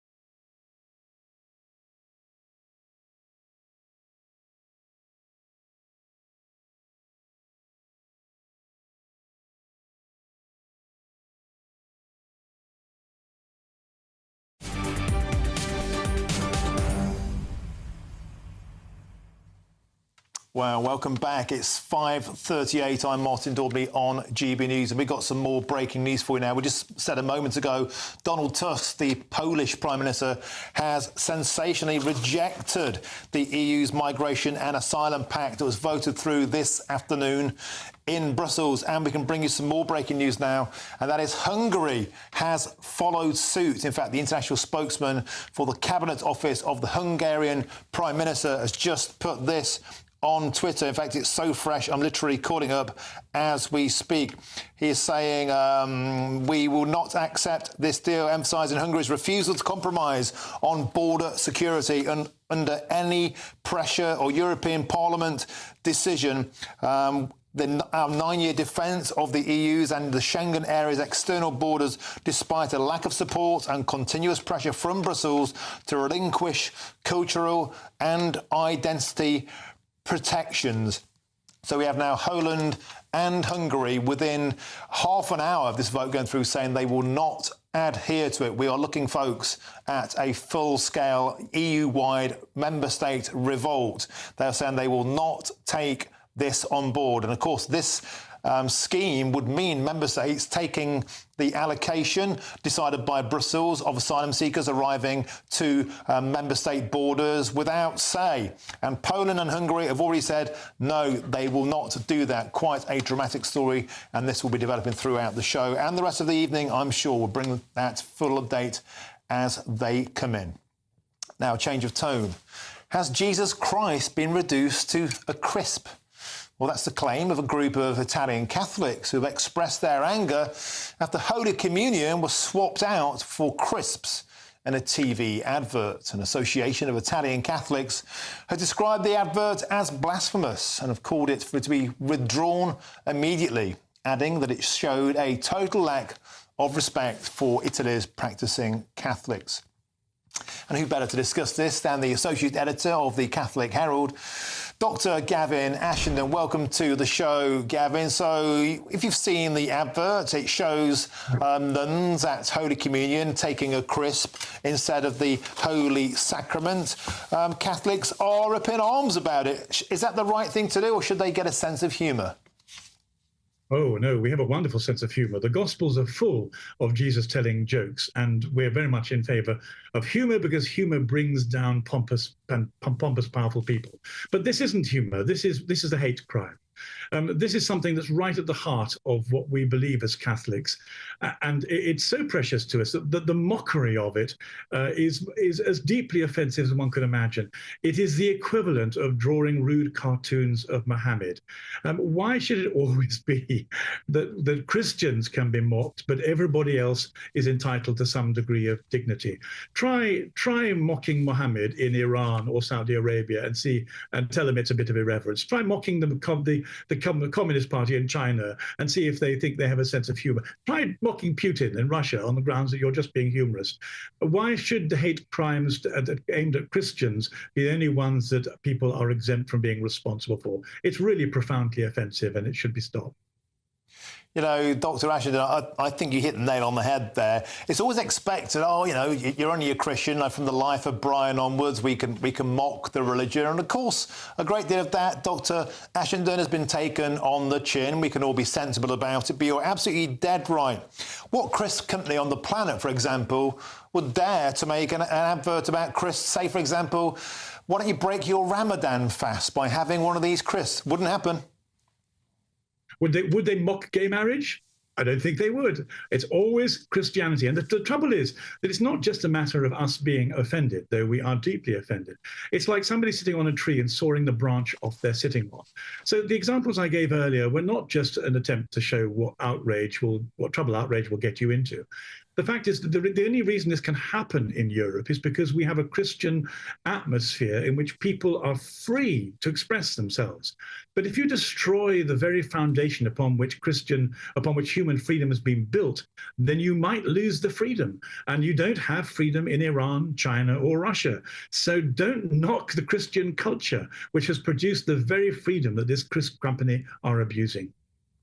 And Gavin, the Italian Bishops' Conference responded by saying Jesus Christ reduced to a crisp, debased and vilified, just as he was over 2,000 years ago, and went on to say that the snack company was spitting on the memory of Christ, just as the Roman soldiers did to him before his crucifixion. Is that correct, or is that a bit strong? No, it's absolutely correct. And as Christians, we'll turn the other cheek. We won't hate these people. We won't dehumanize them in return. We'll love them and understand they're trying to make money out of their product. But we will object in the most profound and vigorous way. We won't even bomb their offices, nor will we assassinate them with terrorism. We will just object in a profound way and ask them to rethink again and maybe to study European and Christian history so that they realize that the privileges that they're abusing, if they continue to abuse, may be lost forever, and that will be a shame for us all. Forthright, frank and fair, as ever. Thank you very much for joining us on the show this afternoon. And that's Dr. Gavin Ashenden, the Associate Editor of the Catholic Herald. It's always a pleasure to have you on the show. Thank you very much. Now, don't go anywhere, because up next we'll be discussing your worst nightmare. Well, certainly my worst nightmare, and that is our pubs are under threat due to rising energy costs and high interest rates. I might be crying into my beer over this one. I'm Martin Daubney on GB News, Britain's news channel. Good afternoon. Welcome to your latest GB News weather update. There's going to be a lot of cloud around for the rest of the day, but it will start to feel quite a lot milder, particularly overnight. There's still some further heavy rain to come, particularly across northwestern areas. That's where that weather warning's in force. That's because these weather fronts continue to push into these areas, but they will slowly start to sink southwards throughout this evening. So there's some further heavy rain to come, particularly for western Scotland, northwestern England, parts of Cumbria. But overnight tonight, that rain band is going to sink southwards into Wales, parts of the Midlands, and then once it reaches the south coast of England, well, that's where it will stay for much of Thursday. Further north, though, it's going to be a much drier and brighter start, but with brisk southwesterly winds and that mild air, it's going to be a very mild start to the day tomorrow. And actually, it's going to be a pretty dry and bright day, particularly for northern and eastern areas of the UK, northeastern areas of Scotland, the east coast of northern England as well. And later on, the southeast will see quite a lot of dry and bright weather, and it'll feel quite warm in that sunshine. Further south, though, across the south coast, it's going to be a much cloudier day, a bit cooler here, but still fairly humid with some outbreaks of drizzly rain through the day. Overnight on Thursday night, this area of rain will push into parts of Northern Ireland and then into Scotland later on Friday. So it'll be another fairly wet day for much of the northwest. Further south, though, it should stay fairly dry and bright through Friday, and it should stay on the milder side of things as well. Looking ahead to the weekend, further rain arrives into the northwest, but it should stay dry in the south. I think the most exciting bit for me is talking to people. People who I think are ignored often by the major news channels. We're going to give news they want to hear. There's a voice there that needs to be heard. I think there's a chance here for a diversity of opinion to be expressed, which you don't find elsewhere. It's really exciting. We don't hold back. We're free to say how decisions that are taken here Affect us all around the country. Only on GB News, the People's Channel, Britain's news channel. I'm Patrick Christie's. Every weeknight from 9, I bring you 2 hours of unmissable, explosive debate and headline-grabbing interviews. What impact has that had? We got death threats and the bomb threat and so on. Our job is to do what's in the best interest of our country. You made my argument for me. My guest and I tackle the issues that really matter with a sharp take on every story. I'm hearing it up and down the country. That was a beginning, not an end. Patrick Christie's tonight from 9 p.m. only on GB News, Britain's news channel. Are the newspapers getting you down? My wife didn't divorce me that month. Struggling to separate the wheat from the chaff? I know that it's a bit of a circus at the best of times. Well, don't worry, Headliners has got you covered. We'll take the burden of reading the day's news, and if we get depressed, who cares? It's an occupational hazard, frankly. That's Headliners on GB News from 11 p.m. till midnight, and the following morning, 5 till 6 a.m. on GB News, the comedy channel. Nah, just kidding. Britain's news channel.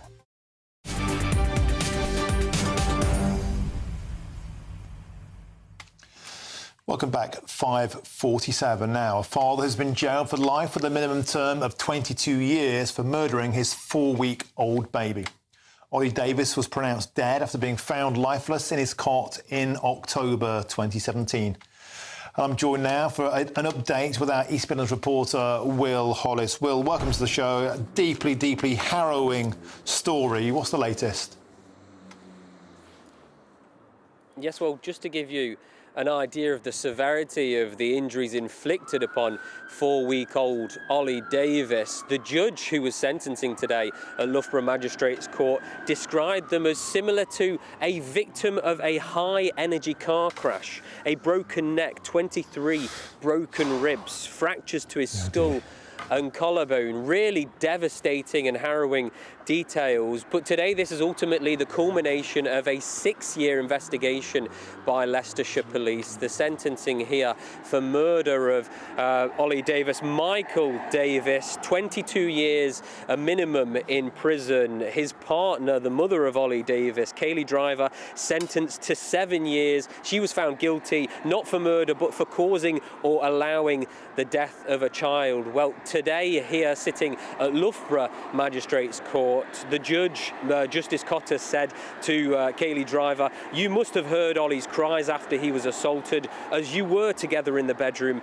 this must have woken you up." To Michael Davis, Justice Cotter said that Justice Cotter said, "You have shown callous indifference by opting not to summon medical help." The judge described how he was sure that it was Michael Davis inflicting the injuries during violent episodes at their home in Leicester in 2017. 6 years worth of investigation on Leicestershire Police's part because of the complexity of those injuries. Speaking after the sentencing today, Mark Parrish said that at the heart of this complex investigation, this is the detective inspector, has always been to try to get justice for Ollie.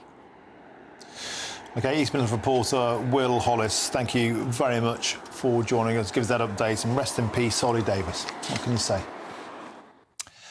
Now, around 4,500 pubs face closure as Britain's biggest pub chain, Stonewater, battles with over £2 billion in accrued debts. This comes as hundreds of independent, beloved boozers also face closure, with many battling with high energy bills, soaring interest rates and an ongoing cost of living crisis. Well, joining me now to discuss this is Hugh Osmond, who's the founder of Punch Taverns. And Hugh, a superb, outspoken, brave and fact-driven voice during COVID lockdowns. Very, very few spoke out so formidably on the plight of the British hospitality industry, so hats off to you for that. What do you make of this latest piece of news? Is this last orders for Stonegate, or is it actually maybe a much-needed breakup of some of the bigger chains? I doubt it will be the end of Stonegate. You've got to remember that with Stonegate, unlike some pub companies, they do own all the freeholds of their pubs. So it probably isn't quite as serious as it looks from the outside. But having said that, pubs and hospitality in general have not been enjoying a very good 4 years, probably after 2 decades when UK hospitality went from being a bit of a joke on the global stage to one of the leaders, not just in pubs, but across the board with its restaurants and hotels and pubs and everything. Then suddenly from 2020 onwards, it's been a very, very hard time for hospitality. And we're losing a lot of venues, not just pubs, restaurants, cafes, all sorts of venues are really struggling at the moment, without a doubt. And Hugh, we can't take the beloved British pub for granted, can we? It's been, as you say, mullered during lockdowns. Every single point of contact is taxed heavily, be it booze duty, be it fuel duty, be it VAT, be it business rates. You're a man with solutions. What should be done about this? Well, I think it's as you say, that everything in the cost side has gone up recently pretty much. And not just the cost you mentioned, I mean, the cost of food, the cost of drink, the cost of utilities, as you say, but also the cost of wages. And the only thing that hasn't gone up is the number of customers available. And pubs and other venues simply haven't been able to pass on the full cost increases that they've suffered in terms of food and drink, and as a result, they're getting squeezed. And margins aren't as big net of everything in the hospitality industry, as people probably think. So it doesn't, if all your cost input prices move up 5, 10, 20% and your sales can't move up the same way, you go very rapidly from making a profit to a loss. So I think there is a case. I mean, I'm not a big fan of asking government for handouts, but in this case, they've been a big part of the problem. You know, really, the industry hasn't come back from COVID. I thought to myself that 2022, things would bounce back pretty quickly, but because we were immediately followed by that massive bout of inflation, significant increases in the minimum wage. I'm not that I'm against paying people decent wages. I'd love us to be a high wage, high skill economy, you know, more like Switzerland. But it all came together, you know, in big increase in the minimum wage, this massive bout of inflation straight on the back of 2 years of intermittent closures, and the industry is really suffering. So I think that perhaps on this occasion there is a case for government intervening, you know, perhaps in the tax area, you know, VAT or. Great. Okay, thank you very much for joining us, Hugh Osmond. I'm afraid we have to leave it there. Founder of Punch Taverns. Now, a quick reminder, the EU is revolting. Poland and Hungary have both refused to accept the results of the Migration and Asylum Pact voted through today in the EU. The European Union is revolting. We'll have more on that later, no doubt. Jubes and Co. But first, here's your weather with Annie Shuttleworth.